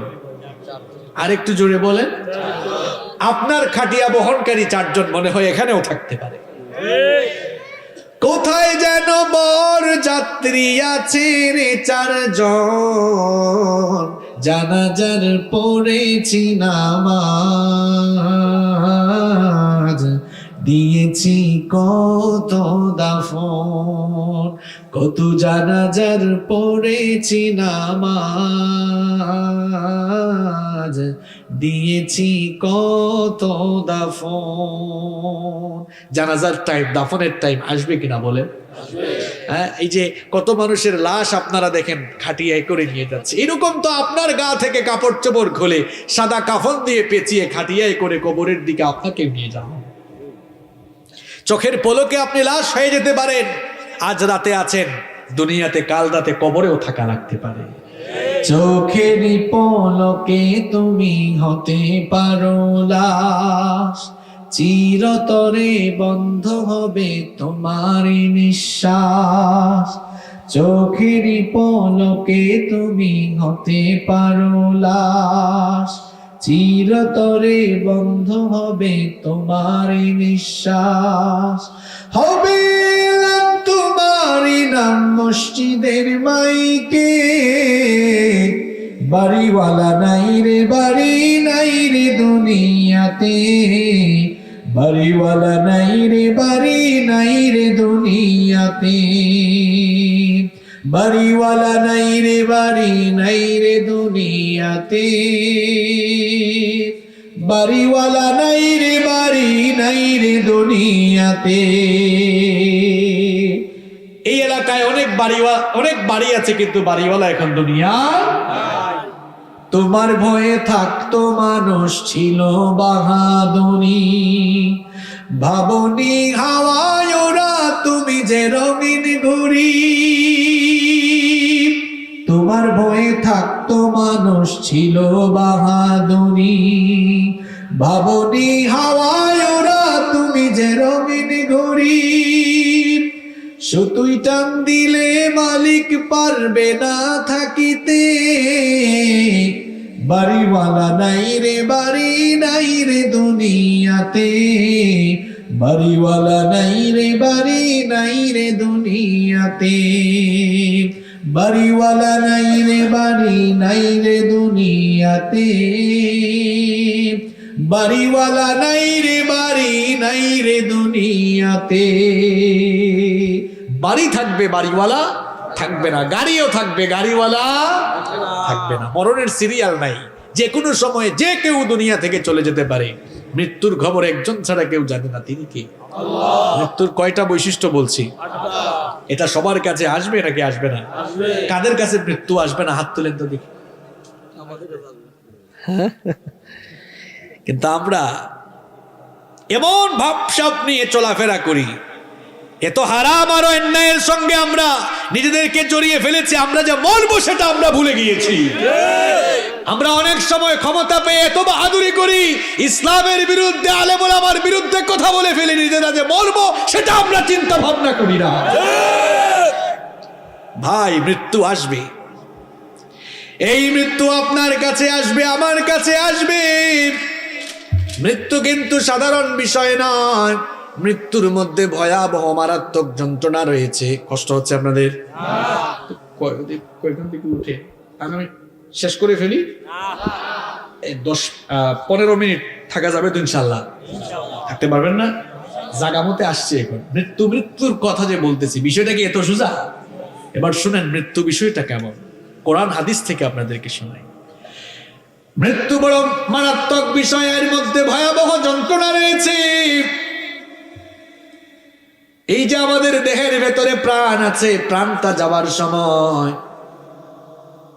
কারো কারো প্রাণ যাবে এমন যন্ত্রণার সঙ্গে, এত যন্ত্রণা, এত কষ্ট অনুভব করবে, যেই যন্ত্রণা, যেই কষ্ট সে জীবনে কখনো অনুভব করে নাই। মৃত্যু যন্ত্রণা কত ভয়ঙ্কর, নবী করিম সাল্লাল্লাহু আলাইহি ওয়াসাল্লামের কয়েকজন সাহাবীদের কাছ থেকে সেটা শুনে নিন।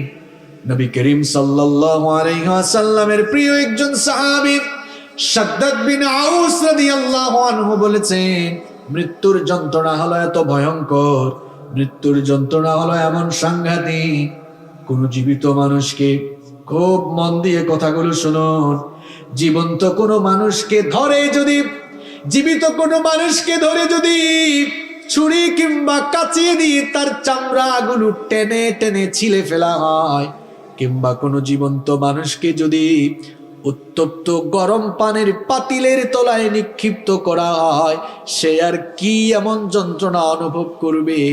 মৃত্যুর সময় মানুষ তার চাইতেও আরো কঠিন যন্ত্রণা অনুভব করবে। মৃত্যু যন্ত্রণা কত ভয়ঙ্কর শুনুন ভাই, বড় ভয়ঙ্কর যন্ত্রণা। আনাস বিন মালিক রাদিয়াল্লাহু আনহু বলেছেন, জীবিত কোনো মানুষকে ধরে যদি তরবারি দিয়ে কেটে কেটে কেটে কেটে যদি 1000 টুকরা করা হয়, জোরে বলেন কত টুকরা? কোন জীবিত মানুষকে ধরে যদি তরবারি দিয়ে কেটে কেটে 1000 টুকরা করে ফেলা হয়, সে যতটা না যন্ত্রণা কষ্ট অনুভব করবে, একজন মানুষের দেহ থেকে যখন প্রাণ বের হয়ে যাবে, সে তার চাইতেও আরো মারাত্মক কষ্ট অনুভব করবে।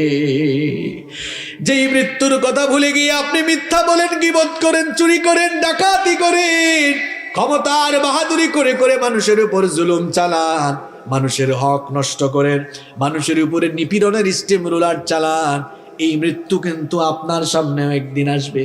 আর এই মৃত্যুর যন্ত্রণা কত ভয়ঙ্কর এবার ভালো করে শুনুন। আল্লাহর নবীর সাহাবী আমর ইবনুল আস রাদিয়াল্লাহু আনহুর মৃত্যু সজ্জায় তার ছেলে তাকে জিজ্ঞেস করলেন, বাবা গো, এই সময়ে আপনার কেমন লাগছে আমাকে একটু বলেন। আমর ইবনুল আস রাদিয়াল্লাহু আনহু বলছেন, বাবারে, আমার কাছে মনে হচ্ছে দুনিয়া থেকে যাওয়ার সময় আমার চলে এসেছে। এত কষ্ট আমি অনুভব করছি, আমার কাছে মনে হচ্ছে আমার দুই কাঁধের উপরে পাহাড় দিয়ে আমাকে চেপে ধরে রাখা হয়েছে। আমার কাছে মনে হচ্ছে আমার পেটের ভেতরে কাটা জমে আছে, আর একজন শক্তিশালী মানুষ তার হাত আমার গলার ভেতর দিয়ে ঢুকিয়ে পেট পর্যন্ত তার হাতটা ঢুকায়া সেই কাঁটাগুলোকে টেনে টেনে টেনে টেনে বের করছে। আমার কাছে মনে হচ্ছে সুই দিয়ে ছিদ্র করে করে আমার জানটা বের করা হচ্ছে। আমার কাছে মনে হচ্ছে আসমান জমিন আল্লাহ এক করে ফেলেছে, আসমান জমিনকে এক করে মাঝখানে আমাকে পিষে ফেলা হচ্ছে। এমন যন্ত্রণা, এমন কষ্ট আমার অনুভব হচ্ছে। আমার বাবারা, আমার ভাইরা, এবার শোনেন, নবী করিম সাল্লাল্লাহু আলাইহি ওয়াসাল্লামের ওফাতকালীন সময়ে তার কেমন অবস্থা হয়েছিল শুনেন। নবী করিম সাল্লাল্লাহু আলাইহি ওয়াসাল্লাম দুনিয়া থেকে যাওয়ার কিছুদিন আগে চরমভাবে অসুস্থ হয়ে গেলেন। দাঁড়াতে পারেন না, হাঁটতে পারেন না। দুজন সাহাবীর কাঁধের উপরে ভর করে মসজিদে নববীতে গিয়েছেন, জুমার দিনে গিয়ে খুতবাও দিয়েছেন। খুতবা দিতে গিয়ে তিনি বললেন, আমার সাহাবীরা শোনো, আল্লাহ রাব্বুল আলামিন এই পৃথিবীতে তার এক বান্দাকে দুনিয়ার সমস্ত সম্পদ দিতে চেয়েছিলেন, আর সেই বান্দা দুনিয়ার সমস্ত সম্পদকে ত্যাগ করে তার মাবুদের সঙ্গে দিদার লাভকে তিনি বেশি পছন্দ করেছেন। নবীজি খুতবায় যখন এই কথা বললেন, কেউ কিছু বুঝতে না পারলেও বয়োবৃদ্ধ জ্ঞান বৃদ্ধ সাহাবী নবীজির প্রিয় বন্ধু আবু বকর রাদিয়াল্লাহু আনহু এই কথা শুনে হাউ মাউ করে কান্না শুরু করে দিলেন। অন্য সাহাবীরা বললেন, কি ব্যাপার, নবীজির এই বক্তব্য শুনে আপনি তো হাউ মাউ করে কাঁদছেন কেন? ব্যাপারটা তো আমরা বুঝলাম না। আসলে কেউ কিছু বুঝতে না পারলেও নবীজির প্রিয় সাহাবী আবু বকর রাদিয়াল্লাহু আনহু ঠিকই বুঝতে পেরেছিলেন, এই পৃথিবীর সমস্ত সম্পদ তো আল্লাহ নবীজিকেই দিতে চেয়েছিলেন, আর নবীজি সকল সম্পদ ত্যাগ করে তার মাবুদের সঙ্গে দিদার লাভকে পছন্দ করেছে। এই কথার অর্থ হলো খুব শীঘ্রই নবী দিয়ে আমাদেরকে ছেড়ে চলে যাবে, আর আমরা নবী থেকে এতিম হয়ে যাব। এটা বুঝতে পেরে সাইয়েদনা আবু বকর রাদিয়াল্লাহু আনহু হাউমাউ করে কান্না শুরু করেছেন। কেউ কিছু বুঝতে না পারলেও আবু বকর রাদিয়াল্লাহু আনহু নবীজির কথার ভাবার্থ মর্মার্থ বুঝে ফেললেন। নবীজি নামাজ শেষ করে যখন ঘরের মধ্যে গেলেন, সেই দিন মাগরিবের নামাজেও নবীজি ইমামতি করেছিলেন। যেই দিন নবীজি দুনিয়া থেকে, সেই দিন মাগরিবের নামাজেও নবীজি ইমামতি করেছিলেন। ঘরের মধ্যে যখন গেলেন, নবীজির জ্বরের মাত্রা আরো বেড়ে গেল। কখনো হুশ থাকে, কখনো বেহুশ হয়ে যান। এই রকম অবস্থার মধ্যে এশার আজান হয়ে গেল।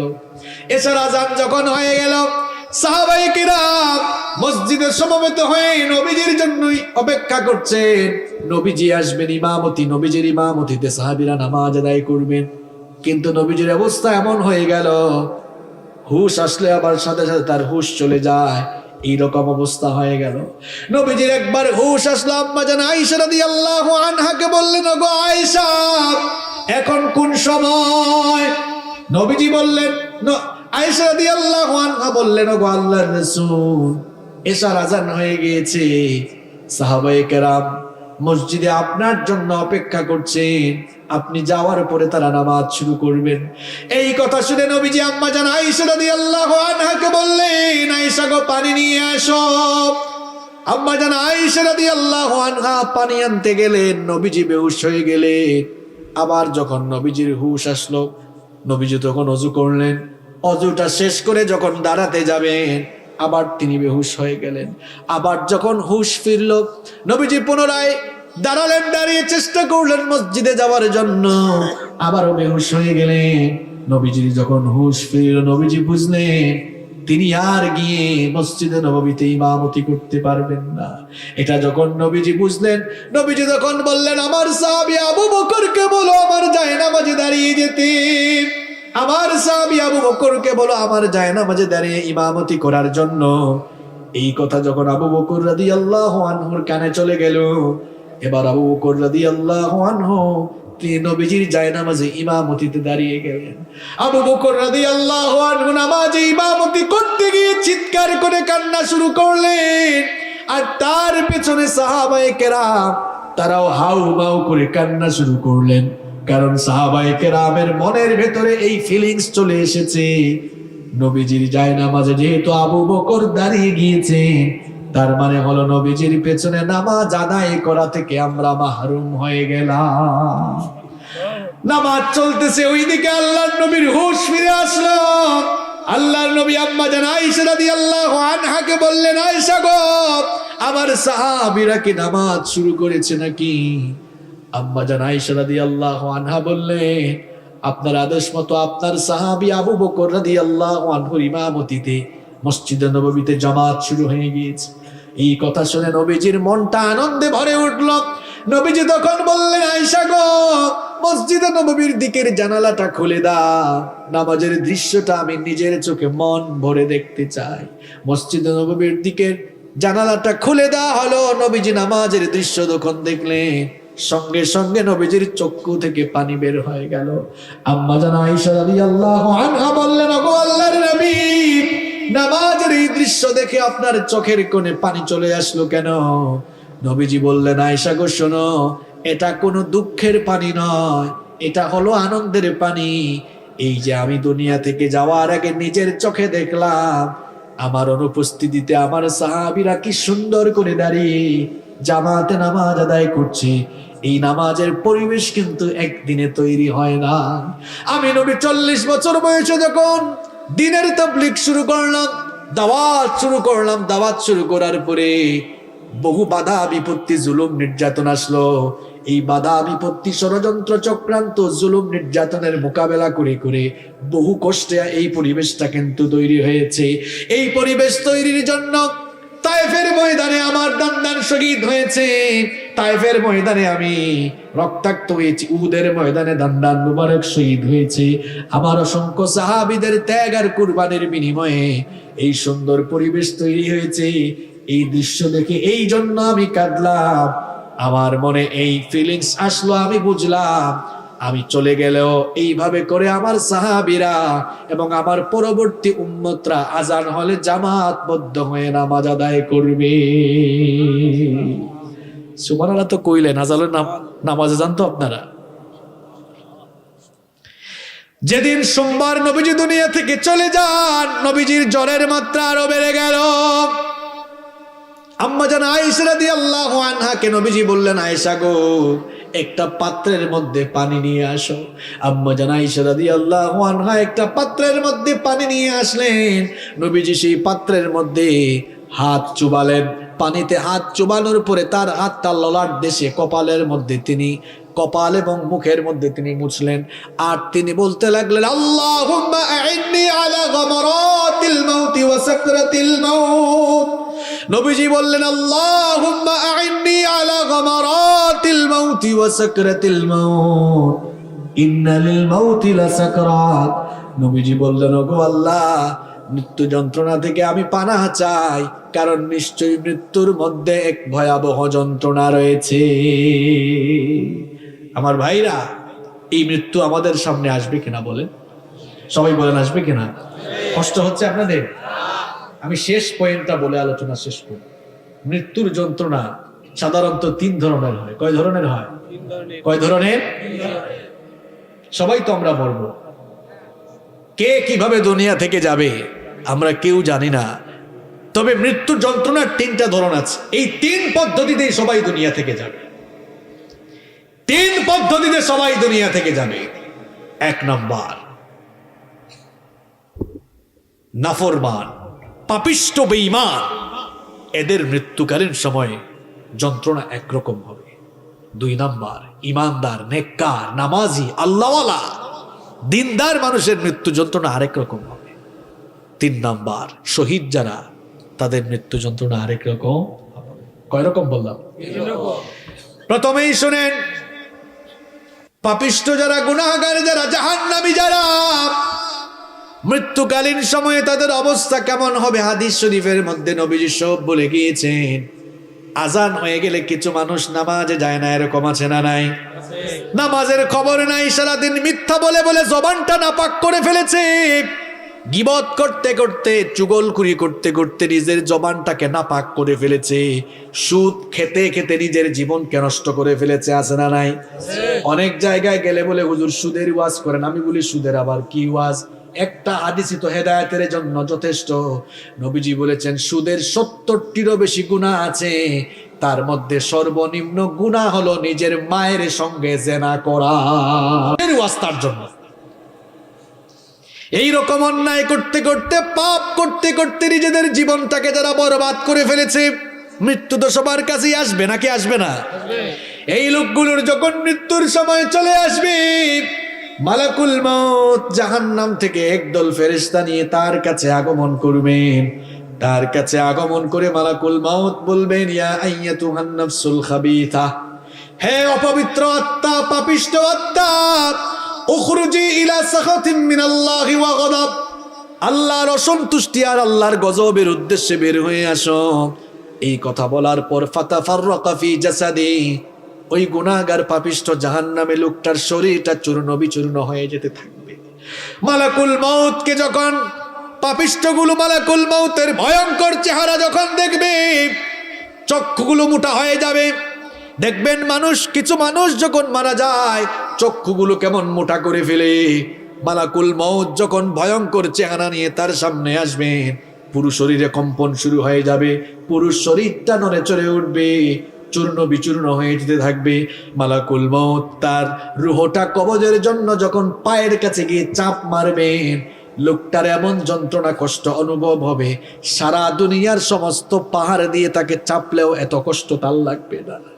মালাকুল মউত তাকে এমন ভাবে কষ্ট দেওয়া শুরু করবে, কষ্ট আর কষ্ট। সেদিন বুঝবে লোকটা কষ্ট কারে কয়, যন্ত্রণা কাকে বলে, যন্ত্রণা কত প্রকার, কি কি ওই দিন লোকটা হারে হারে টের পাবে। এমন ভাবে কষ্ট দেওয়া হবে, ওই যে আগের হাদিসগুলো বলে আসলাম, কোন জীবিত মানুষগুলোকে যদি ধরে চাকু দিয়ে কিংবা ছুরি দিয়ে চামড়াগুলো টেনে টেনে ছিলে ফেলা হয়, তার আর কি যন্ত্রণা লাগবে। এই লোকটা মৌতের সময় তার চাইতে বেশি কষ্ট পাবে। এই রকম কষ্ট দিয়ে দিয়ে মালাকুল মউত তার প্রাণ কবজ করা শুরু করবে। যখন পায়ের মধ্যে চাপ মারবে, রুহ গিয়ে চামড়ার নিচে লুকাবে।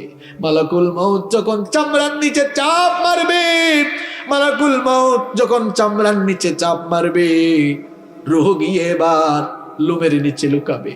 এই রকম কষ্ট দিয়ে দিয়ে দিয়ে দিয়ে লোকটার প্রাণ যখন একেবারে গলা পর্যন্ত চলে আসবে, লোকটা বুঝতে পারবে আমার দুনিয়া থেকে যাওয়ার সময় চলে এসেছে। নিজের হাত পাশে নিজেই ছেড়ে দিবে, মৃত্যুর জন্য প্রস্তুত হয়ে যাবে। এই লোকটা যখন, এই লোকটার রূহ যখন মালাকুল মউত কবজ করে ফেলবেন, ওই যে জাহান্নামের একদল বাহিনী নিয়ে এসেছিলেন, জাহান্নামের ফেরেশতাদের বাহিনী এবার ওই লোকটার রূহটাকে জাহান্নামের দুর্গন্ধযুক্ত কাপড়ের মধ্যে মুড়ায় ফেলবে। যখন তারা রওনা হবে, লোকটার আত্মা থেকে এমন নিকৃষ্ট দুর্গন্ধ বের হবে, এমন নিকৃষ্ট দুর্গন্ধ বের হবে। এই নিকৃষ্ট দুর্গন্ধযুক্ত আত্মা নিয়ে যখন তারা প্রথম আসমানে যাবে, প্রথম আসমানের দরজা খোলার জন্য অনুমতি চাওয়া হবে। ফেরেশতা বলবে, কোন অপবিত্র কোন পাপিষ্ঠ লোকটার আত্মা নিয়ে এসেছো? ফেরেশতারা পরিচয় করিয়ে দিবে, ওই তো ভাঙ্গা উপজেলার অমুক এলাকার অমুক লোকটার রূহ। ফেরেশতারা বলবে, এই দুর্গন্ধযুক্ত অপবিত্র জাহান্নামে পাপিষ্ঠ লোকটার জন্য, এই লোকটার জন্য আসমানের দরজা খোলা হবে না, তার রূহটাকে আইল্লিনে নেওয়ার সুযোগ দেওয়া হবে না। এই কথা বলে ফেরেশতা তার রূহটাকে এমন সজোরে ধাক্কা দিবে, এক ধাক্কার চোটে এই দুনিয়ার জমিনের 70,000 গজ মাটির নিচে সিজ্জিনের মধ্যে গিয়ে তার রূহটা পতিত হবে। মজা বুঝবা সেদিন। সিজ্জিন, যেখানে পাপিষ্ঠ জাহান্নামীদের আত্মাকে সংরক্ষণ করা হয়। আর যদি নেককার মানুষ হয়, 2 নাম্বার শুনেন, নেককার মানুষ যারা আজান হয়ে গেলে এই মসজিদে চলে যায়,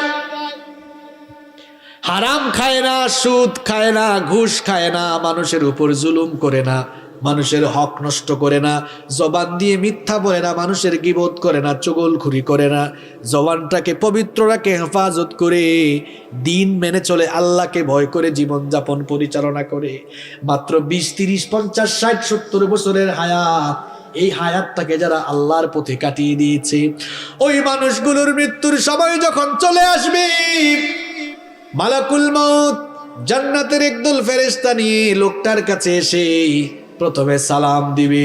জোরে কোন কি দিবে? বলেন তো, বেঈমান গুনাহগার পাপী তাকে কি সালাম দিয়েছে নাকি?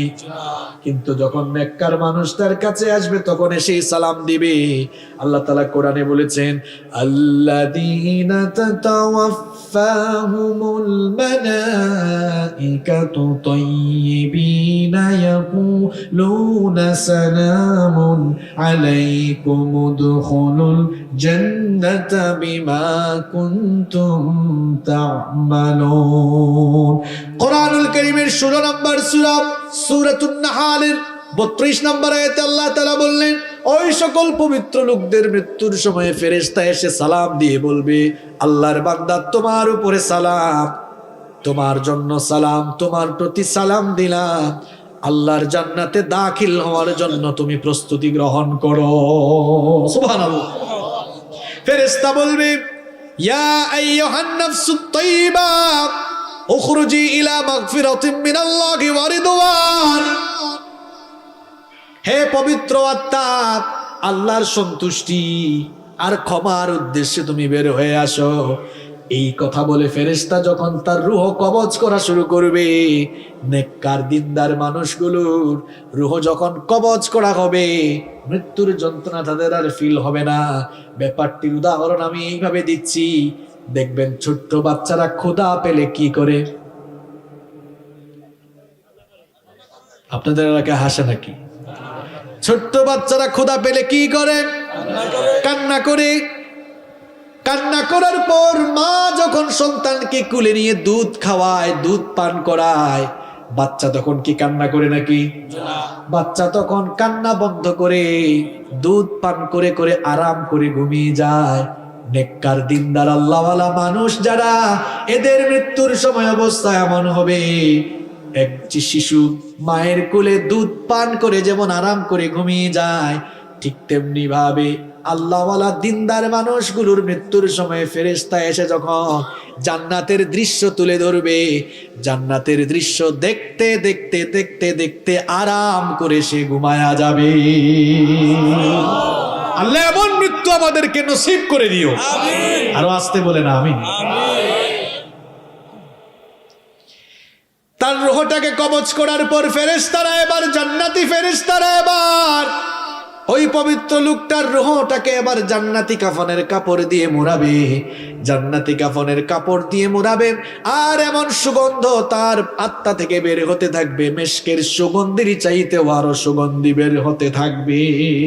প্রথম আসমানে যখন যাওয়া হবে, প্রথম আসমানে যাওয়ার পর আসমানের দরজা খোলার জন্য অনুমতি চাওয়া হবে। ফেরেশতা আহলান সাহলান, ওয়েলকাম ওয়েলকাম, মোবারকবাদ জানিয়ে দরজা খুলে দিবে আর বলবে, কোন লোকটার রূহ নিয়ে এসেছো? এত সুগন্ধি ছড়ায়, চতুর্দিক থেকে শুধু সুগন্ধি বের হয়। ফেরেশতারা পরিচয় করিয়ে দিবে, ভাঙ্গা উপজেলার অমুক এলাকার অমুক লোক। লোকটা বড় নামাজি ছিল, আল্লাহওয়ালা ছিল, মা বাবার খেদমত করত, আল্লাহকে ভয় করে জীবনযাপন করত, কোনোদিন হারাম আর অন্যায় পথে জীবনযাপন করে নাই। ফেরেশতারা ওয়েলকাম করে যখন প্রথম আসমানের দরজা খুলে দিবে, এইভাবে একটার পর একটা দরজা খুলতে খুলতে 7 আসমানের উপরে ইল্লিন রয়েছে। ইল্লিন হচ্ছে আল্লাহওয়ালা মুত্তাকি পরহেজগার জান্নাতি মানুষদের রূহ সংরক্ষণ করার জায়গা। ফেরেশতারা সেখানে নিয়ে ওই লোকটার রূহকে সংরক্ষণ করবে, আর তখন তাকে বলা হবে, ইয়া আইয়াতুহান নাফসুল মুতমাইন্নাতু তুরজিই ইলা রাব্বিকি রাদিয়াতাম মারদিয়া ফাদখুলি ফি ইবাদি ওয়াদখুলি জান্নাতি। বলা হবে, হে প্রশান্ত আত্মা, হে প্রশান্ত আত্মা, আল্লাহর সন্তুষ্টির উদ্দেশ্যে বের হয়ে আসো, আল্লাহর নেককার বান্দাদের মধ্যে শামিল হও আর আল্লাহর জান্নাতের ভেতরে দাখিল হয়ে যাও। এটা হচ্ছে নেককারদের মৃত্যুর অবস্থা। 3 নম্বর কি বলেছিলাম? শহীদ। শহীদ যারা, এই দুনিয়ার সবচেয়ে বড় সৌভাগ্যবান হলো তারা। কারণ দুনিয়ায় যত প্রকারের মৌত রয়েছে, যত প্রকারের মৃত্যু রয়েছে, সর্বশ্রেষ্ঠ মৃত্যু হলো শাহাদাতের মৃত্যু। কারণ সকল মৃত্যুর পরেই হিসাব নিকাশ আছে, বিচার আছে। আর শাহাদাতের মৃত্যুর পরে কোনো হিসাব নাই, বিচার নাই। বিনা হিসাবে বিনা বিচারে আল্লাহ শহীদদেরকে জান্নাত দান করে দিবে। শহীদদের মৃত্যুকালীন যন্ত্রণাটাও কেমন শুনে নেন। আল্লাহর নবী বলেছেন, যারা আল্লাহর দ্বীনের জন্য শহীদ হবে, আল্লাহর দ্বীনের জন্য জীবন দিতে গিয়ে মাঝে মাঝে তোমরা তাদেরকে দেখবে হাত পা কেটে হয়তো বাতিলরা তাদেরকে হত্যা করে ফেলবে, হয়তো তাদের দেহটাকে ক্ষত বিক্ষত করে নির্মম ভাবে হত্যা করা হবে, কাউকে কাউকে হয়তো ফাঁসিতে ঝুলাইয়া হত্যা করা হবে। তোমরা যারা দুনিয়াতে বাস করো, দুনিয়ার দৃষ্টিকোণ থেকে তোমরা মনে করো হয়তো লোকটা অনেক আযাব পেয়ে পেয়ে, কষ্ট পেয়ে পেয়ে দুনিয়া থেকে বিদায় হয়। নবীজি বলছেন, তোমাদের ধারণা ভুল। হাতের মধ্যে চিমটি কাটলে মানুষ যেমন সামান্য ব্যথা পায়, ঠিক তেমনি ভাবে শহীদ যখন দুনিয়া থেকে যায় তার চাইতেও আরো কম ব্যথা পেয়ে দুনিয়া থেকে চলে যায়। আর শহীদদেরকে আল্লাহ এমন মর্যাদা দিয়েছেন, আমি তো আগেই বললাম, শহীদদের কাছ থেকে আল্লাহ হিসাব করবেন না, বিচারও চাইবেন না। বিনা হিসাবে বিনা বিচারে আল্লাহ তাদেরকে জান্নাত দিবেন। শহীদি মৃত্যুটা হচ্ছে একটা পুল বা সাঁকোর মতো। এখানে আসার সময় একটা সাঁকো দেখে আসলাম, পুল দেখে ব্রিজ বুঝেন তো আপনারা? ব্রিজের কাজ হলো এক পাশের রাস্তা এক সাইডের সাথে আরেক সাইডের জুলা লাগানো। শহীদি মৃত্যুটা হলো একটা সাঁকো, এই পারে দুনিয়া আর সাঁকোটা হলো শহীদি মৃত্যু। এই শহীদি মৃত্যুর মাধ্যমে সাঁকোটা পাশ দিলেই, সাঁকোটা পাশ দেওয়া মাত্রই আল্লাহর জান্নাতের দরজা খুলে যায়। এই জন্য নবীজি নিজেই শহীদ হওয়ার জন্য ব্যাকুল ছিলেন। নবীজি বলেছেন, আমার মনটা চায় জিহাদ করে করে আমি শাহাদাতের পেয়ালা পান করি, আবার যদি আল্লাহ আমাকে জীবন দেন, আমার ইচ্ছা হয় আবার জিহাদ করি, আবার শহীদ হই। আমার ইচ্ছা হয় আবার যদি আল্লাহ জীবন দেন, আবার আমি জিহাদ করে শহীদ হয়ে জীবনটা আল্লাহর রাস্তায় বিলায়া দিই। সুবহানাল্লাহ পড়তে মন চায় না? আল্লাহর নবীর সাহাবী ওমর রাদিয়াল্লাহু আনহু কি কম মর্যাদার সাহাবী? হ্যাঁ, কি মনে করেন আপনি? নবীজি এই ওমর রাদিয়াল্লাহু আনহুর ব্যাপারে বলেছেন, আকাশের মধ্যে কত তারকা আছে বর্তমান বিজ্ঞান কি বলতে পেরেছে নাকি? আল্লাহর নবী বলেছেন, কিয়ামতের আগে কেউ যদি আকাশের তারকাগুলো গণনা করে শেষ করতেও পারে, তোমরা মনে রেখো আমার ওমর মুসলমান হওয়ার পরে কত যে নেক আমল করেছে, আমার ওমরের নেক আমলগুলো গুনে গুনে কেউ কোনোদিন শেষ করতে পারবে না। ওমর রাদিয়াল্লাহু আনহুর ব্যাপারে নবীজি কত বড় কথা বললেন শুনেন। নবীজি বললেন, লা নাবিয়্যা ওয়ালা রাসূলা মিন বাদি, আমার পরে কোনো নবী নাই, আমার পরে কোনো রাসূল নাই। লাউ কানা নাবিয়্যাম মিন বাদি লাকানা উমার, আমার পরে কেউ যদি নবী হওয়ার যোগ্যতা রাখতো, আমার ওমর আমার পরে নবী হয়ে যেত। সেই ওমর রাদিয়াল্লাহু আনহু হাত তুললে কি দোয়া করতেন শুনেন। আমার আপনার খাসলত হলো আমরা হাত তুললেই দোয়া করি, আল্লাহ সম্পদ আরো বাড়ায় দাও, আরো কিছু হায়াত দাও, ছেলে মেয়েকে এইটা করো ওইটা করো, চাকরিতে বরকত দাও, ব্যবসায় বরকত দাও। আর ওমর রাদিয়াল্লাহু আনহুর মুনাজাতটা কেমন ছিল শুনেন। তিনি হাত তুললেই দোয়া করতেন, আল্লাহুম্মা রযুকনি শাহাদাতান ফি সাবিলিক ওয়াজআল মাউতি ফি বালাদি রাসূলিক। তিনি বলতেন, অগরাব আমাকে তুমি রাসূলের পবিত্র শহরে মৃত্যু নসিব করে দিও, আর মৃত্যুর সময় শাহাদাতের মৃত্যু নসিব করে দিও। দোয়া কবুল হয়েছে, রাসূলের শহরেই শাহাদাতের মৃত্যু তার হয়েছে। সুবহানাল্লাহ। আল্লাহর নবীর সাহাবীরা শহীদ হওয়ার জন্য এরকম পাগল পারা ছিলেন। এই জন্য শাহাদাতের তামান্না আমাদের দিলের ভেতরেও থাকার দরকার আছে না নাই? শাহাদাতের তামান্না যদি আমাদের দিলে থাকে, লাভটা হবে কি শোনেন। শাহাদাতের আকাঙ্ক্ষা যদি থাকে, যদি আপনি শহীদ না হন, একটা বেনিফিট আছে না নাই? নবীজি বলেছেন, মান সাআলাল্লাহু শাহাদাতি বিসিদকিন বাল্লাগাহুল্লাহু মানাজিলাশ শুহাদা ওয়া ইম্মা তাআলা ফিরাশি। নবীজি বলেছেন, কারো দিলের মধ্যে, কারো অন্তরের মধ্যে যদি শাহাদাতের তামান্না থাকে, আর লোকটা যদি শহীদ না হয়ে বিছানায়ও মারা যায়, দিলের মধ্যে শাহাদাতের তামান্না থাকার কারণে আল্লাহ তাআলা তাকে শহীদি মৃত্যুর মর্যাদা দান করে দিবে। মরতেই হবে যখন, শহীদি মরণ দিও আমাকে। শাহাদাত জানি শুধুই জীবন, সে জীবন দিও আমাকে। মরতেই হবে যখন, শহীদি মরণ দিও আমাকে। আমাকে শহীদ করে সেই মিছিলে শামিল করে নিও, যেই মিছিলের নেতা আমির হামজা, খুবাইব খাব্বাব, আল্লাহর ছিল যারা অতি প্রিয়, শহীদ করে নিও। বলে না আমিন? যারা আল্লাহর রাস্তায় মারা যায়, আল্লাহ বলছেন তারা মরে না, তারা জীবিত। সুবহানাল্লাহ পড়েন। আল্লাহর পথে যারা জীবন দিল, তাদেরকে মৃত বলো না। কোরআনের পথে যারা শহীদ হলো, তাদেরকে মৃত বলো না। ওরা তো চায়নি কো আয়েশে জীবন, চায়নি কো তারা জুলুম শোষণ। আল্লাহর এই পৃথিবীতে তারা, আল্লাহর এই পৃথিবীতে তারা চেয়েছিল আল্লাহর শাসন, তাদেরকে মৃত বলো না। অন্যায় আর মিথ্যার সাথে আপোষ করেনি তারা কোনো মতে। লাল তাজা খুন ঢেলে দিয়ে গেছে এই নগরী, এই রাজপথে। মৃত্যু তাদের কাছে নয় তো মৃত্যু আরেক নাম নবজীবনে। হে খোদা মৃত্যুর এই বাসনা, হে খোদা মৃত্যুর এই বাসনা দাও অন্তরে সব মুমিনের, তাদেরকে মৃত বলো না। আল্লাহর পথে যারা জীবন দিল, তাদেরকে মৃত বলো না।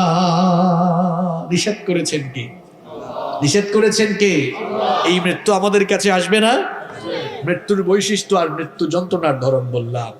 সর্বশেষ যে কথাটি বলতে চাই, আল্লাহর নবীকে প্রশ্ন করা হয়েছিল, মান আকিয়াসুন নাস ওয়া আহজাবুন নাস। নবীকে প্রশ্ন করা হলো, নবী গো সবচেয়ে চালাক আর বুদ্ধিমানকে?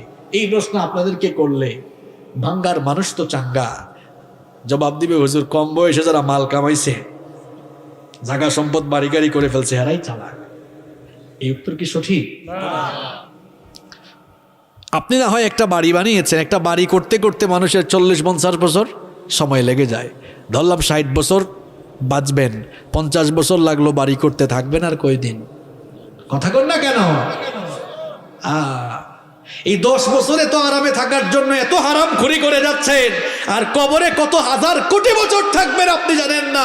কবরের বাড়ি কি ভালো করে তৈরি করেছেন? নিজের বিবেককে প্রশ্ন করুন। আমি এমন বহু মানুষ দেখেছি, বাড়ি বানাচ্ছে বাড়ি বানাচ্ছে, বাড়িটা শেষ আর কয়েকদিন পর উঠে যাবে, ওই সময় মরে গেছে। আছে? আল্লাহ নবীকে জিজ্ঞেস করা হলো সবচেয়ে চালাক আর বুদ্ধিমান কে? নবীজি কি জবাব দিলেন দেখেন, আকসারুহুম যিকরাল লিল মাউত ওয়া আকসারুহুম ইস্তিদাদাল লিল মাউত।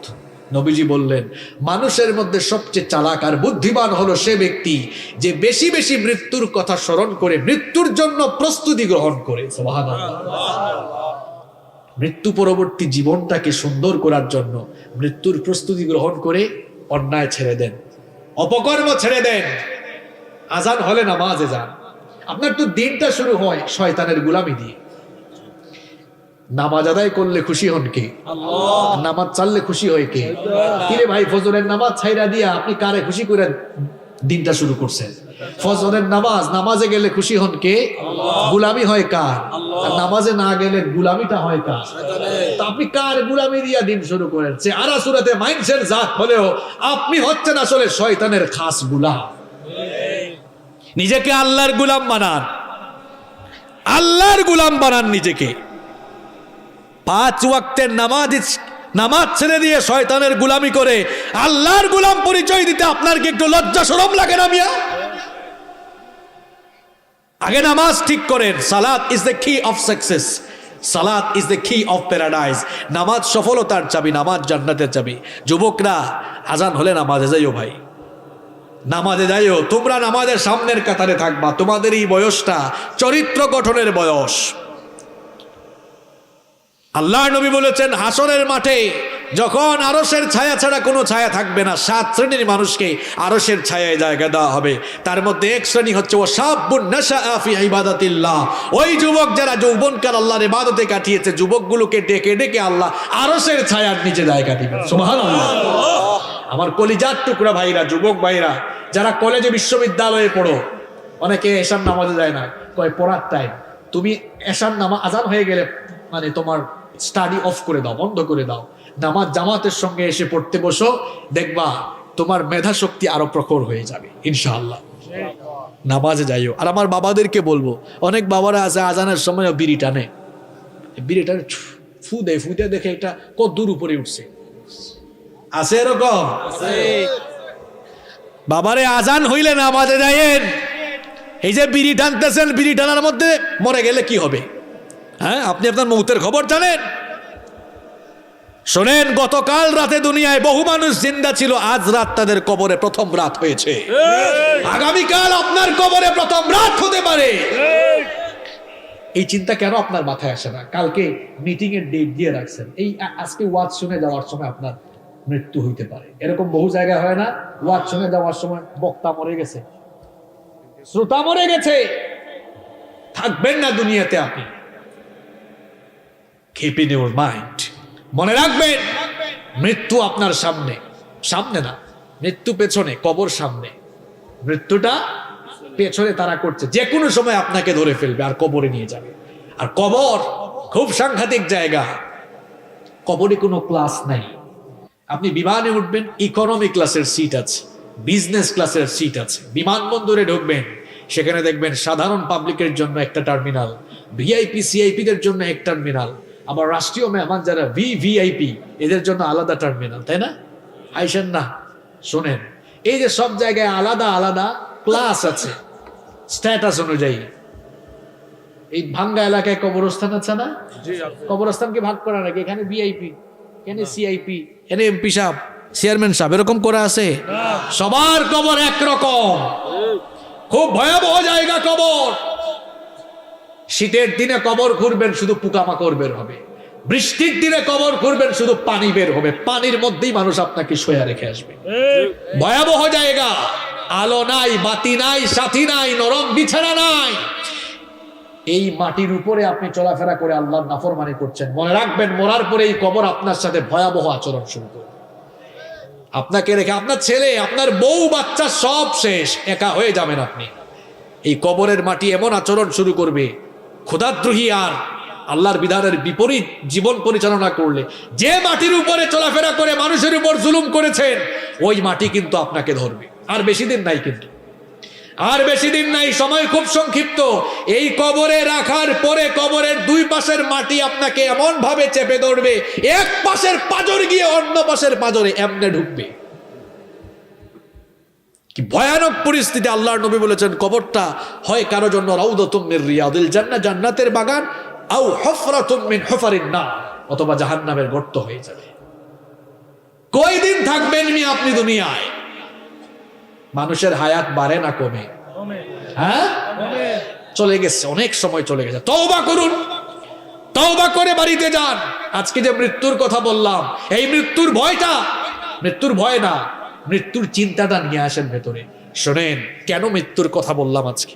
এই একটা জিনিস, মৃত্যুর চিন্তা যার মাথায় আছে সে অন্যায় করতে পারে না, এ হারাম খাইতে পারে না। সুদের টাকা নিয়ে আসলে বলবে ভাই রে আমি মরে যাব, মানুষের জায়গা জমি দখল করবে না ক্ষমতা পাই।